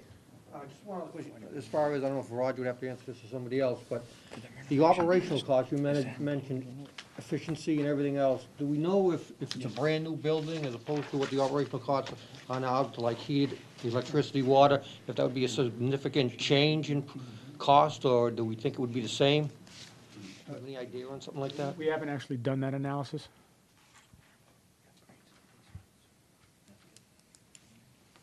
One of the questions that I think there's a lot of information here that we all need to digest, and we're going to be going through this process and eliciting more input from the public. The question that I'd like to have folks address either now or at a future time is, before we get into discussions about options in the high school and that kind of thing, are you folks convinced that the current grade configuration is the best scenario? I mean, it seems to me when I read the bullet point items which serve as the basis for the recommendation that the town's focus ought to be on the high school, I find that list pretty compelling, but I'm curious specifically what the school committee folks think after you've had more opportunity to review it. Because I guess I don't want it to be a foregone conclusion that the high school is the best scenario to look at, because I'm looking at our role at this point to talk about what's the best alternative for the town, money aside. We'll have time to talk about what the cost would be to the taxpayer, but what's the best programmatic alternative for the students? And at first blush, I find the argument that the high school is the right focus, I find that compelling, but I'm curious what other folks think. Mrs. Benton? The Selectmen and Finance Committee probably, some of you participated in this process, but just for some background, 2 years ago when we went through putting together a new strategic plan, previous Superintendent McAuliffe put together focus groups. We had many meetings with some of you around this table at the high school, and We asked community members to come together one evening, along with school administrators, teachers, school committee, to prioritize the needs of the system. Overwhelmingly, the response was at that time a new high school. So that started us down this road of thinking about where the priority needs were. So I just wanted to throw that into the group. We did spent over a year putting together the strategic plan under Mrs. Duffy's leadership. Any other questions or comments up here? Yes. Mrs. Duffy? Very short. You asked the question, Mr. Newhouse, and I think an item you brought up was limited transitions. We would all like to see limited transitions. It certainly would benefit us and our students not to have to change schools as often as they do. However, at the buildings that we have right now and the size of our population at this time, I didn't notice one elementary school that was massive in the planning at the center of town. That wouldn't be good instructional, instruction-wise, I think, to have that size one large school in some place in the center of town, when we're allowed only one project for the district. We're looking at, equalizing the sides of town, because you wouldn't want to build on one side and not the other. But there didn't look to be anything at this point, central location, and that I think would be a larger size. But certainly, the issue of transitions is you have to take into consideration. That's all. Ms. Cushing? I think, too, the school committee we took a lot of time in reconfiguration, and a lot of it, unfortunately, is driven by transportation, which I think didn't come out. It would be great not to have to, go to school, but it does. I think we're all on board with the high school, but I also have to say that there are some things at the elementary schools that, I'll say for me, windows drive me crazy. And I think that it was said, not being able to see out these windows in the elementary schools, I think is really important. So as much as I think this high school is great, I wouldn't want to lose sight of I think really some critical things in the elementary schools that should be addressed along with the high school. I wouldn't want that to get lost in the shuffle of this, because not to be able to see daylight in an elementary classroom would be very depressing to me. And that's, so I think we need to kind of coexist with both of them. And I know there's a full report, we just haven't seen it. So I think the high school is great, but, we got to kind of keep going with the rest of it, too. Thank you. Okay. Just a couple of quick comments. Listening to the consultant, it seems like there's somewhat of a deadline approaching, and it seems like we can extend it through August. I mean, eventually, and I'm really glad that we're sitting here having this meeting with the school committee. It's been a while since we sat together, and I would assume that we're going to have a couple more meetings from now until then. But obviously, there is going to be a deadline, and we're going to have to, eventually decide what direction we're going with this, because it sounds like we have until August to come up, with an answer. I mean, is that what I'm heard earlier? If I may, the final answer doesn't happen in August. I mean, maybe you can explain, Dawn, that, again, the feasibility study process, it's different from the last one that we went through, and that's why it's probably worth stressing again. But the deadline you speak of, that would be to... You mentioned August. That's right. You would want to know which building that you were going to present to MSBA for further consideration.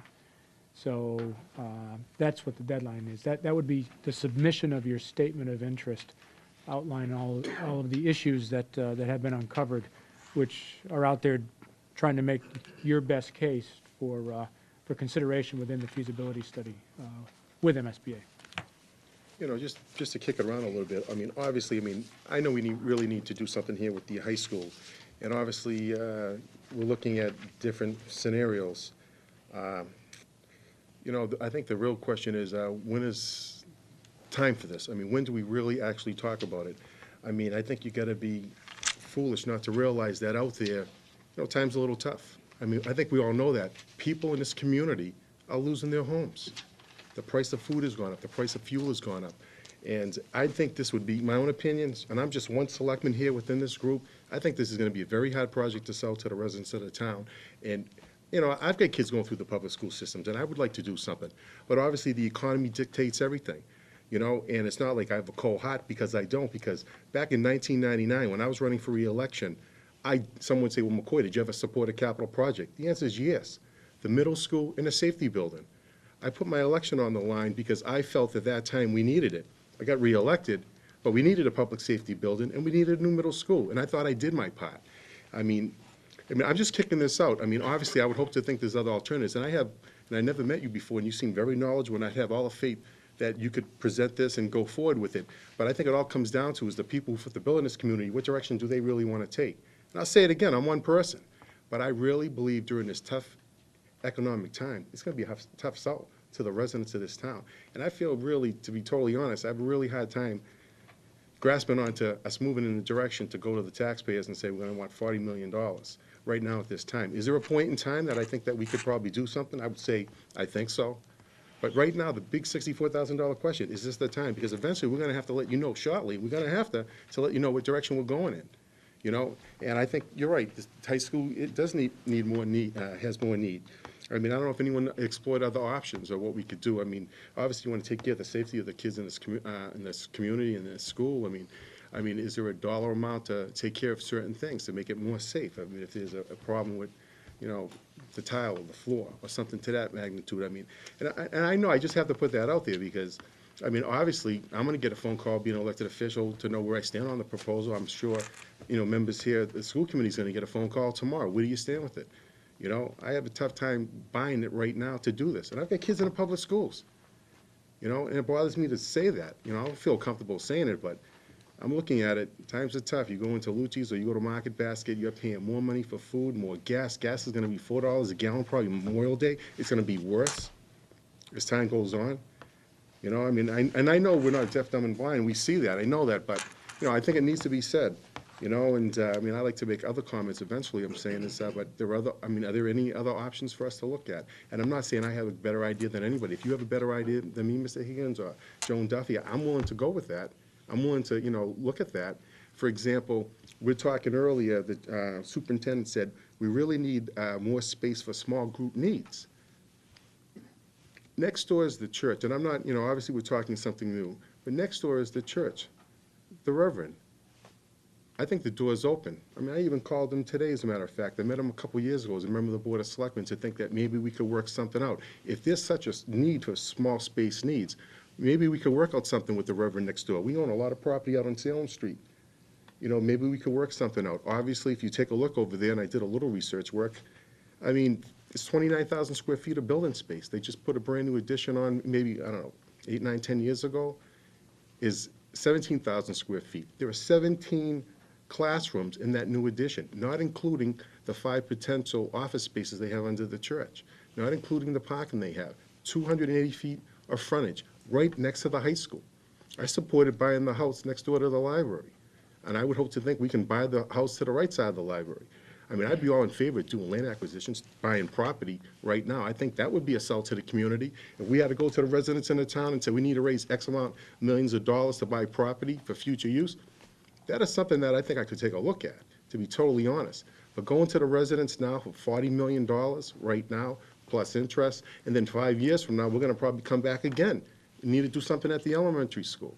I mean, that's what I'm looking at. You know, so I don't say I have the better idea. I don't. I make mistakes, and I try to learn from other individuals. But I would hope to think, and I would hope to think that the school committee at their next meeting would maybe entertain that. Maybe we start negotiating with the Reverend next door. He said to me, the door's open. Door's open, but for some reason, it's not happening. And I think maybe if we, as a collective, as a body, as members of the board, instruct our manager, you instruct your superintendent to look at other options. Look at the other options. It's right next door to us. You know, we could work out a deal, give him some property on Salem Street, and you're looking, he can build a building a lot cheaper than we can build it. There's certain regs, as you know, that we have to meet. He could put a building between $4 and $5 million. That's what it would cost this community, no more than $5 million to acquire that property next door. And we're looking at almost 20 more classrooms. We're looking at whatever, to help the school. I mean, that's an option out there that I think we should at least take a look at. You know, I mean, I think that's something I would be able to support, you know, something to help us in the short term. And then maybe down the road, the economy gets a little better. Like I said, I don't have a cold heart. I support it. I put my election on the line. Nobody worked harder than anybody in this community to support that safety building, to support that middle school. I did. So it's not like I didn't ever support a capital project. And I want people to know that. But I want to work with everybody. You know, I don't see times getting any better. You know, look around town. What are there? I don't know how many foreclosures in the town of Wilmington. People losing their homes, and we're going to tell them now, well, we're going to help you more by raising your taxes because we want to build, you know, more schools at this time. I think we need to look at that seriously. I would have no problem looking at it, but the time is really not this moment. And I hate to be the bearer of bad news, but I mean, it's right there, and we can see it, and people are feeling it. I mean, you know, we talk about, you know, senior citizens, you know, maybe moving out of their homes and going to 55 housing. Market's not there. We're not even building 55 housing. You look at Yentile's property, you got foundations. They put that there, then they're not moving on that.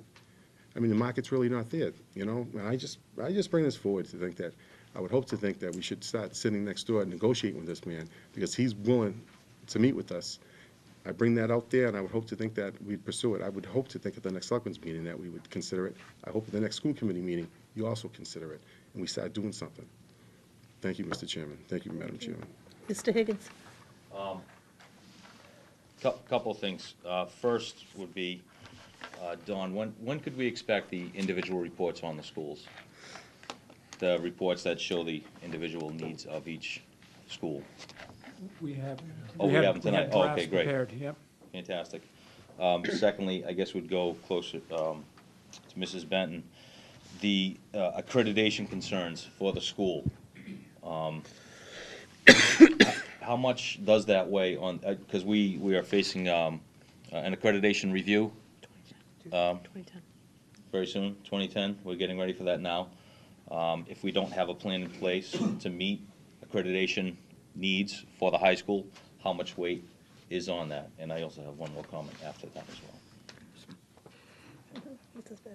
One of the standards of accreditation under Community Resources for Learning is a support standard that actually states that the school site and plan shall support and enhance all aspects of the educational program and support services for student learning.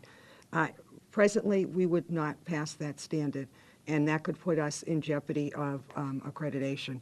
If you look at the reports of high schools across the state, the accreditation reports that are online, schools, that's the place where schools are falling down. If we had have a plan in place in 2010, when we go through this process of what we're going to do to rectify it, we would be okay.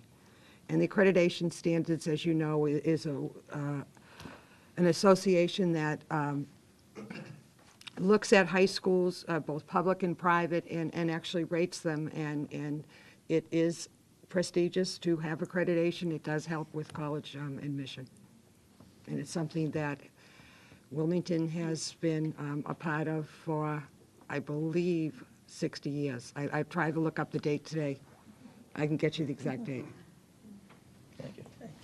And lastly, with all due respect, Mr. McCoy, I couldn't disagree more. To try to buddy some space off a neighbor to help with classrooms is extremely short-sighted. We have a facility that obviously has needs. We have accreditation issues to address. And to say $40 million isn't the thing to do right now. If things go the way that, on a smooth transition, we're 3 years away, probably 3.5 years away from beginning construction. A bond is coming up before this one would even start paying on it. So we're already paying $125 average per household, roughly on the decline.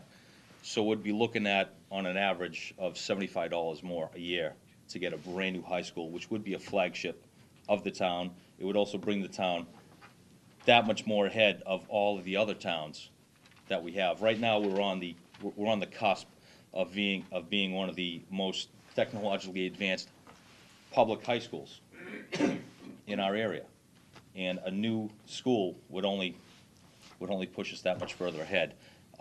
So To say it's not the time to spend 40 million, I disagree. I absolutely disagree, because in 5 years down the road, when we say we want to do this, that $40 million is now $60 million that we have to spend.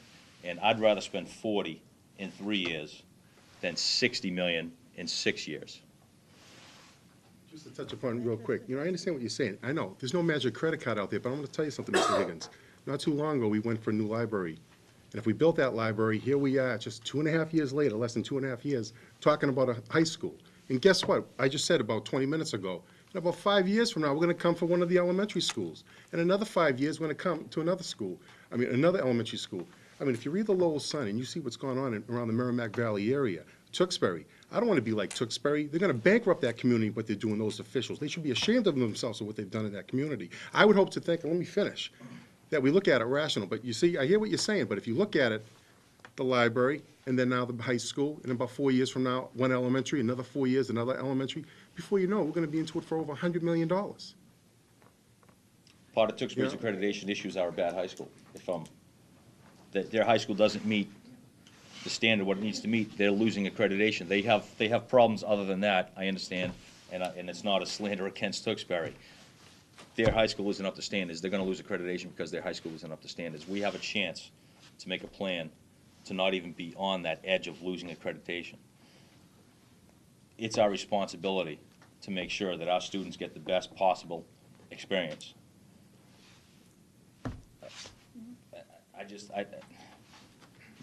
Again, all due respect, I appreciate your views. I hear it every day. I see it every day.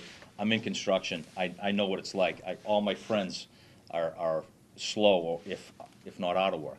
I see it. I understand that. How do you tell your friends that we're going to raise your taxes? We can discuss, Good luck to you. Financial semantics if you want. We're at the bottom. 3 years, we're gonna be heading back up. Everyone's gonna be back to work. Life's gonna be great. Who knows? Maybe, maybe not. This is something that we need to start now. We need to get on the road. We need to make it happen. Thank you. Mr. Lepore? Mike, I know being our next meeting, a week from tonight, is it possible that each selectman this weekend in our packet to have a report of the conditions of each school? Can we have a report on that, what the estimated costs are gonna be to fix them? Do we have a copy of that with us? And then, I'll tell you why. That's the report. It's quite detailed. If any, Mrs. Benton will have a copy, the library will have a copy, as of tomorrow, and the town hall will have a copy. So we certainly would make it available, but it might be very difficult to, I didn't realize it was make printed form like copies. that. We have 10 copies. We can make some available, and there will be copies down at the library. Is it available online at all? I don't believe so. That's a good one, huh? Any other questions or comments up here? I just have a couple of comments. I think it's a credit to the town and the administration to call for this study. And I think Dior Whittier did a phenomenal job, and I thought it was a great presentation. And it's a great place to start here tonight. I mean, you've given us a lot of information and some great ideas, and we've already had some good back and forth. But I think this was a wonderful presentation, a great place to start. And Wilmington, as a town right now, we're pretty fortunate that we could be sitting here right now talking about this kind of project while surrounding towns are meeting on some other different financial issues. I'd just like to take off on that comment and some that were made previously by different folks here. Certainly, I think that the town meeting and the town in general did a good thing in 2006 when it appropriated the money to conduct this study. The fact of the matter is, if this study went nowhere beyond this room tonight, the money would have been well spent, because it provides us a blueprint over the next several years, and I think Mr. Lepore is focused on that. It's going to help us to identify what needs that we'll encounter over the course of the next decade. Beyond that, I also think that we have an obligation to bring this forward to the townspeople and to let the townspeople make decisions. And, ultimately, I know that Mr. McCoy, one of the phrases he has over the years is call it a ball or a strike, and I like that. Certainly, we all will have an opportunity to call this thing a ball or a strike, as will the entire community. But at this point, I think we've already incurred the cost. I think it's money well spent. I think to continue to provide the information and the alternatives to the town really isn't going to cost us any more money for an extended period of time. And, at some point in that process, it'll come down to brass tacks, and the public will have to decide whether or not we want to spend the money. But I do think we have the obligation to continue to provide that information and get down that road so that people can at least make an informed decision as to whether or not it's a ball or a strike in their mind. Mr. McCoy. Just real quick, no, I agree what you said to the chairman, Newhouse, but no, and I would support it to go to the ballot, to let the people ultimately decide if I have a difference of opinion. I did that with the last capital project. We had the very right not even to do that, but I made the commitment, I make a commitment now, let the voters, let the people vote, let the people decide on this matter. I think it should go there. I just raised those few points, and I would hope that we can agree to disagree, and I appreciate what the chairman had stated, because I agree what he said. Let the people decide it. Thank you. If I could, I saw Mr. Hayden's first Just a hand first. clarification, if this project went forward, it doesn't mean that no maintenance or improvements would be done to the other schools. That would be taken care of in the normal capital budget.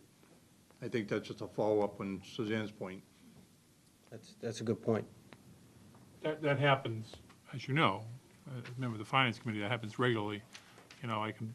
Just to see how this town feels is, between the chairman and Mr. McCoy brought out a point, when you said ballot question, is it too late for the selectmen to put this on the April 30th poll to vote on it? In other words, put the ballot question to how they feel as far as appropriation for school improvements. The ballot is set. It's too late to put it on the local ballot, but I just need to make a point that might be missing. We've already paid for this next step. This is a part of what Dore and Whittier have been contracted to do. So they're going to do this, and then MSBA is going to do diligence, and if they take the same amount of time that they did the first year, we're probably looking into calendar year 2009 before they even decide which projects are going to go forward. Isn't that right? So we're not asking, the town is not asking for any additional outlay of money at this time. Okay. I'm sorry, go ahead. Go. Ms. O'Connell.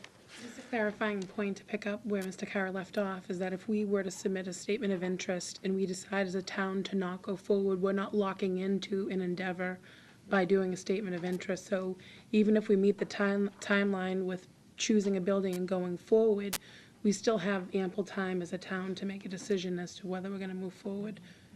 So I think that's an important distinction to make, is that we're not making a commitment in August to go forward. We're just making an intent of what the final deliverables would look like and what the cost structure is. Mr. Lasard. Just like to make a comment. I've been through the renovation of the high school in '86, and you're absolutely right.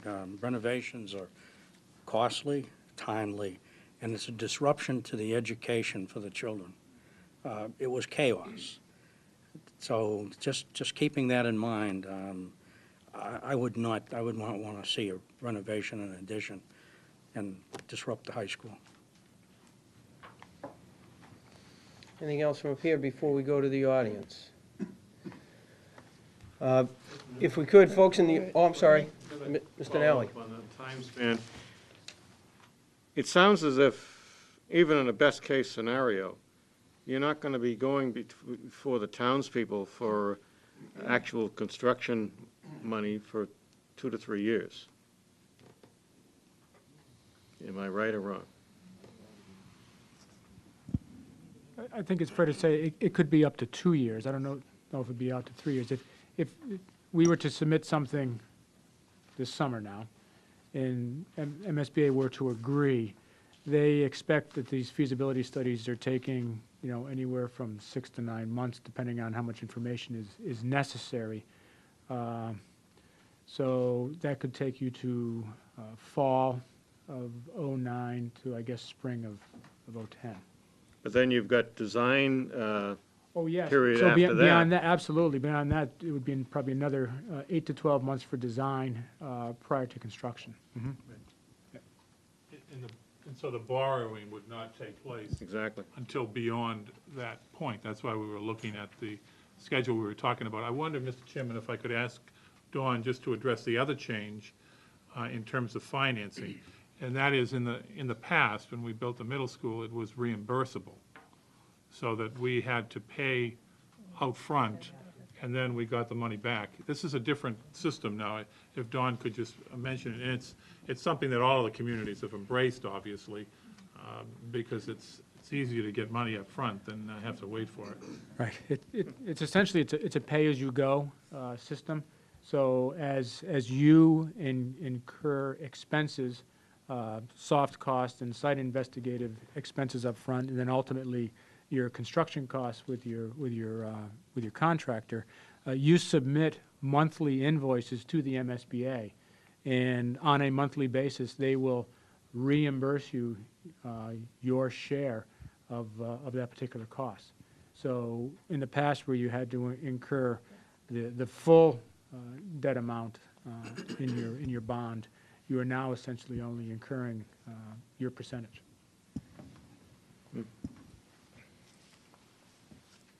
Anything else? I do want to make time for folks in the audience to ask any questions, make any comments. I would ask that if you take this opportunity to do that, that you just state your name so that we have that for the record and your address, and we'll field any questions or comments you might have at this time. Do we have any in the audience? Yes. Get him, Steve. Feel free to do so, sure. Steve Costa, 120 Faulkner Ave. I'm an actual former member of the Master Plan Committee in the community. I can't agree more with Mr. McCoy on that point.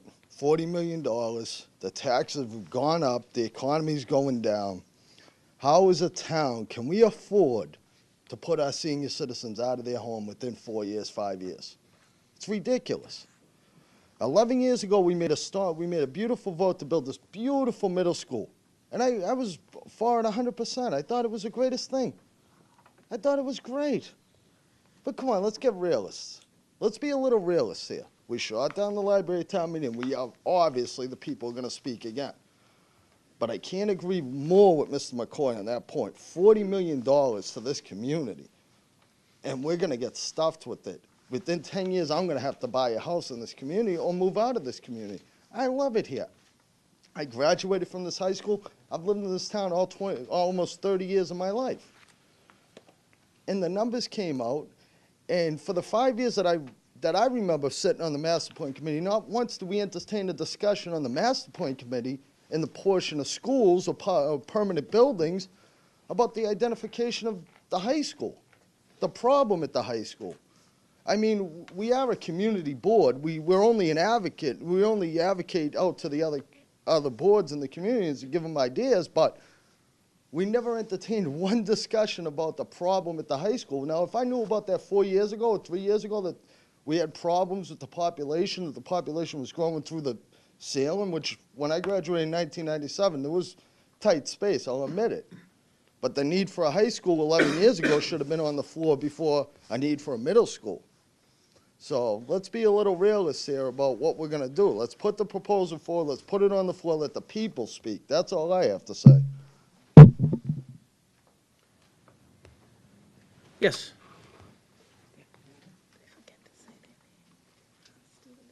Hi, my name is Leslie Quick. I live at 723 Woburn Street in Wilmington.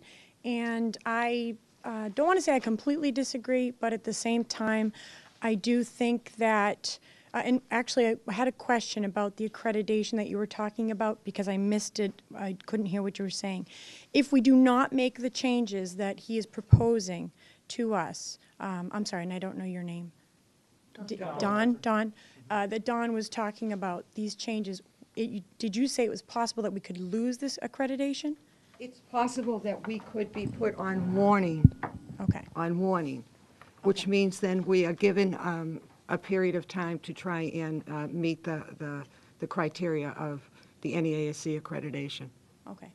I have a 17-month-old child and I have a 5-year-old child.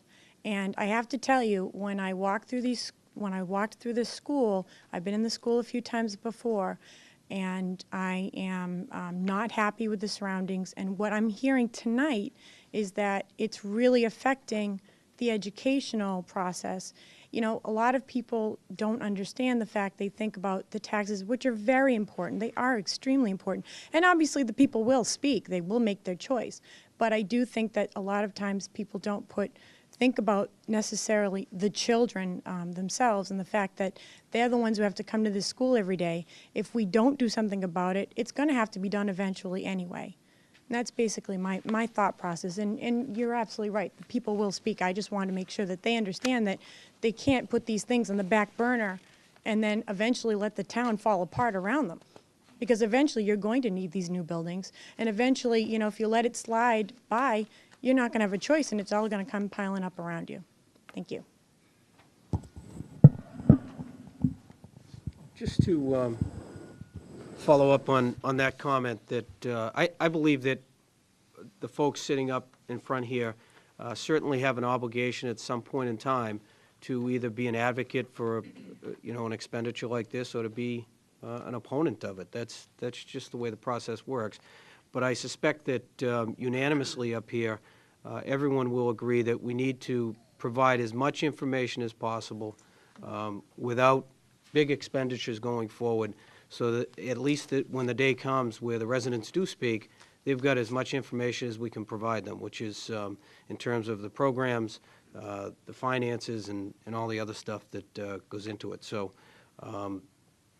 no doubt that the residents will have their say. I just hope that before then we're able to develop as much reliable information as we can. Mr. Laporte? Mr. Chairman, taking all this in tonight, but I have to ask the question because it's just basically I have to think about the two that just spoke. And I can understand both points of them. First of all, we have to consider the elderly. No question about it. They've paid their share of taxes, and yes, we give them programs, but a 2.5% override is not enough. Their prescriptions, their drugs, and their costs. Oil heating today, I received 2 calls that the price of oil that 2 separate people called, they couldn't believe was $4.59.9 today for a gallon of heating oil at just a regular delivery, no service oil price. Standard of living, yes, we don't know where we're going, but I think it's up to the government, basically, to look at the average person, if the incomes are not going up, at the same time, control spending. That's where we come in as body of selectmen. My point being, we hear the schools tonight. Just last year, 2 years ago, I heard the library, but just last year, I heard the substation supposed to be into a play. How is that going to affect the addition of a new substation to the town of Wilmington now? Could anybody, I guess Finance Committee, even answer that question to me, that is this going to have an impact as far as a new safety fire station to North Wilmington? That hasn't been brought up yet, you know. But I mean, if it Saw did- before town meeting and. So we in see other the words, plans. right, but so in other words, again, in order to maintain the budget for that, we'll probably have to look at taxation. Thank you. Yes. Hi, Hi. Christine Woltag, Towpath Drive. Just to expand upon your point, Mr. Laporte, rising oil costs have already hurt our town's bottom line. Our DPW budgets went up 5%. A large percentage of that was due to rising fuel costs. Our school buildings here are depend on oil. Actually, all of our municipal buildings depend on oil, with the exception of our public safety buildings, which are run on gas. I understand, Dora Ridia, you're LEED certified. Is that correct? I'd like to hear your views based upon some of the things you talked about tonight on the site and facilities assessment, specifically the systems around HVAC, electrical. Where do you, based on your experience and specifically the work you did at the Danvers Middle School, I guess, what are your views on sustainability, and where do you see, design-wise, us being able to leverage renewable energies to reduce costs and to really take us into the future? I know today there's over 50 communities, and a lot of them are surrounding neighbors that are investing in renewable energies to reduce costs. And I'd like to hear more about what people's opinions are around that. Thank you. Thank you.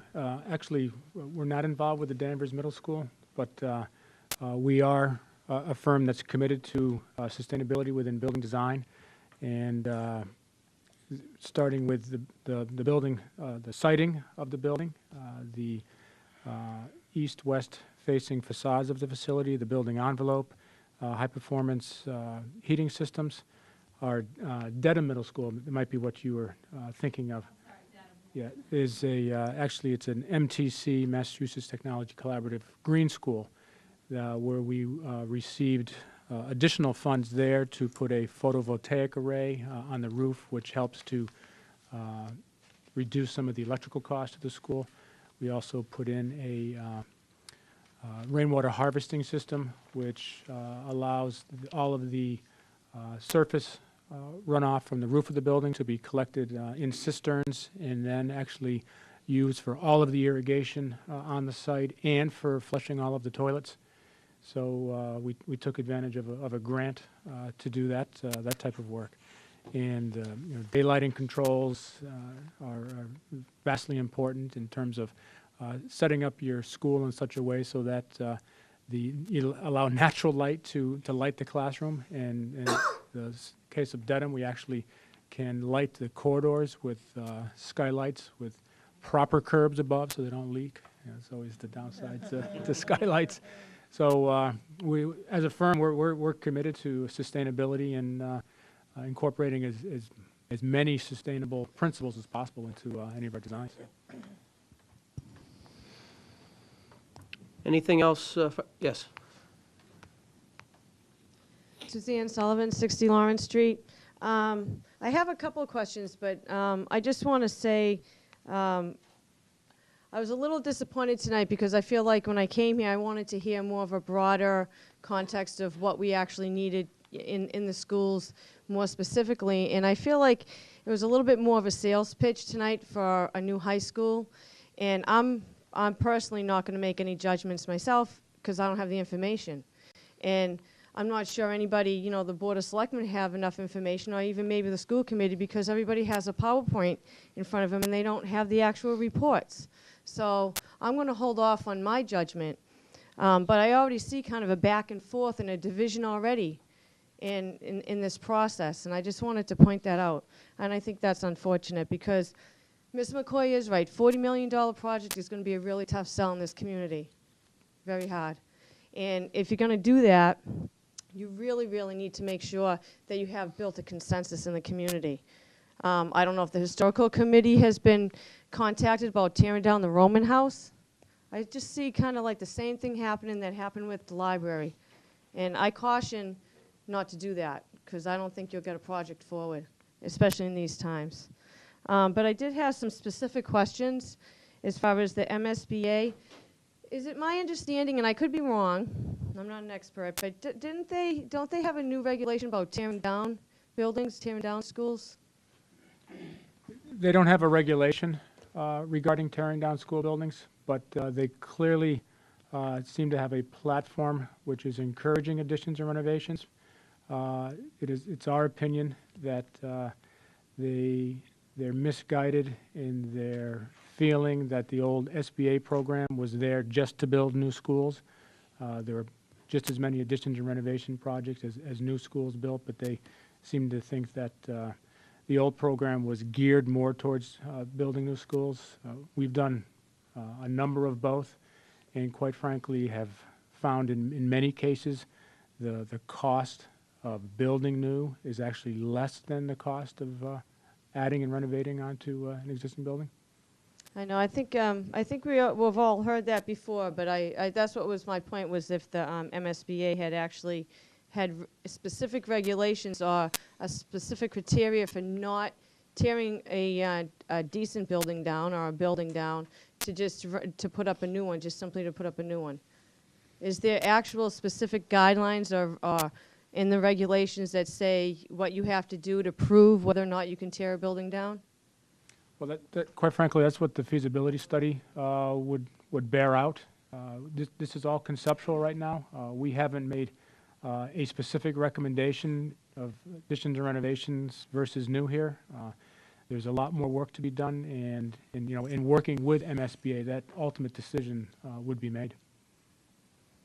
If this town, the school committee, goes forward with a $40 million project, actually it's a much bigger project than that, but for a new high school, say for instance, are you also going to consider a schedule for capital improvements for some of the other schools, like take for instance window replacements, air handling replacements, like say at the North we've had air quality problems at the North, as we all know. And I'd hate to see those things put on the back burner again, as Suzanne also said. So I'm wondering, are you going to put forward a timeline to do those projects? Because quite frankly, those projects haven't taken place in this community. And it's been years, many, many years. Even when times were good, those projects weren't done. We did do other capital projects, roof replacement, things of that nature. But as far as air quality in the schools for the children, you can spend all the money that you want on teachers, on anything. But if you don't have good, healthy air for kids to be breathing while they're sitting in those classrooms, you better forget it. They're just going to have a hard time learning. And I know, and I have the air quality reports, as you all know, and there are issues in a lot of the elementary schools. So that's my other question. Is there going to be a timeline for the other capital improvements to improve the elementary schools? Thank you. Yeah, first of all, I would reject the notion that there are air quality problems in the schools. Mr. Walter could speak to that because he's been privy of seeing the reports and has indicated to me that he can't come up with another school in the Commonwealth that monitors the air quality more than the town of Wilmington. But I don't think today's the time to be argumentative about facts. What I do want to indicate, though, is that we will continue, as the money becomes available, to, within the budget, make capital improvements, as we have been at the various schools. But there is only so much money within an operating budget that you have to make capital expenditures. A debt exclusion is something entirely different. And that's why you were able to build a middle school or the public safety building or take on any other project outside of the restrictions of 2.5. And I think the selectmen and the finance committee certainly are well aware of that. So, we have about $1 million a year that we've been putting into capital equipment over the past several years and capital projects, and we'll try to continue to do that. If people are telling me that they want to support debt exclusions or capital overrides or Proposition 2.5 overrides to accomplish these kinds of things, then we can do that too. But I think the way we've been doing things have at least made sense from this point.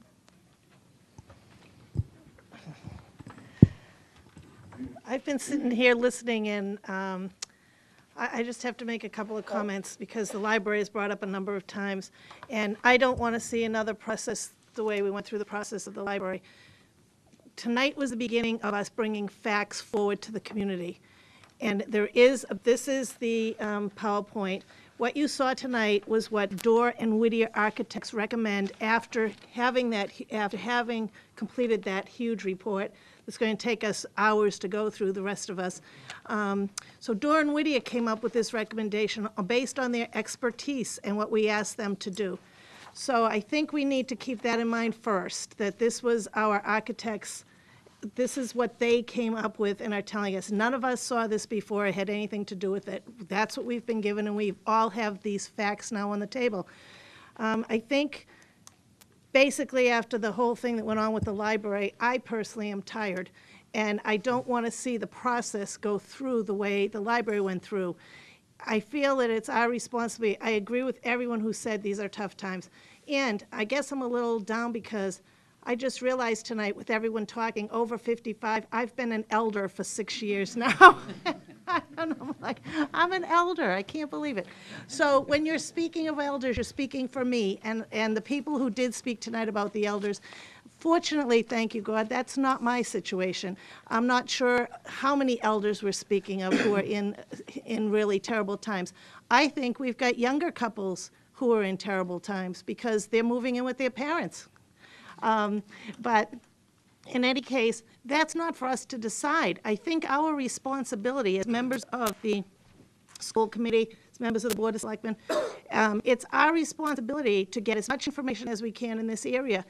We need some improvements to our schools, whether we decide in the end the high school or not. It's something that's been coming for years. It's something we have to have a responsibility for. And we need to always keep in mind about the people in Wilmington. They have the final say. So for us to be talking back and forth about this and that, that's not really relevant. I feel that we need, and when we meet again, to keep on task, I think that we have to remember that what we're doing is representing the town and taking this, getting as much factual information as we can, and that's our responsibility, to get the factual information, to make it public, and to be working forward in this process. And in the end, if we have a new high school, more power to us. If we don't, if something else happens, that's what we've decided as a community. But I think it's really important for us to keep that in mind, and I would say, on the other hand, too, it's not up to the school committee, I'm sorry, Mr. McCoy, but I just don't think that's part of our venue to be talking about whether we should buy a school next door or not. That's not the school committee. We're concerned with the program, the programmatic studies, whether we pass accreditation, how things are within our school system. So I hope that we will stick to facts and that we'll present them to everybody. Thank you. Any other? Oh, I'm sorry. Lisa The Ward. colors are mixing together with the people behind you, I'm sorry. Lisa Ward, 15 Manning Street. I just had a question. Speaking of information and making it public and having everyone go with the facts, is that report going to be made available online in a PDF form so that people don't have to wait for copies or go through the process of submitting and paying for copies? Is that something that we can access online, maybe on the architect's website tomorrow even? They were not going to be available tomorrow, but let's talk about that some more to figure out how we can maximize the exposure that the general public has to that documentation. Okay? So did you hear that response? The quick answer is they will not be available online tomorrow, but one of the things that we will talk about some more is how we can make that document more readily available, and we won't do that next month, we'll do that this week. Okay. We will have hard copies available at the, as the town manager said, at the library and at the school department if people want to come in and review them tomorrow.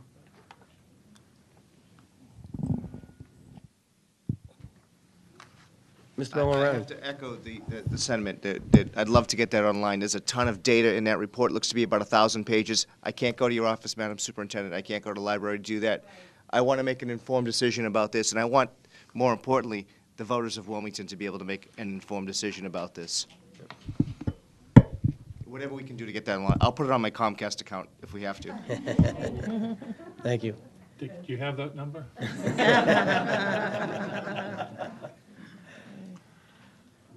Any other questions or comments? I'd just like to, again, thank you folks for showing up, both the members in the audience and the members of the various boards and committees that are here tonight. It's the beginning of a long process that we look forward to continuing to work with each other on. Thank you. Thank you all. Thank you.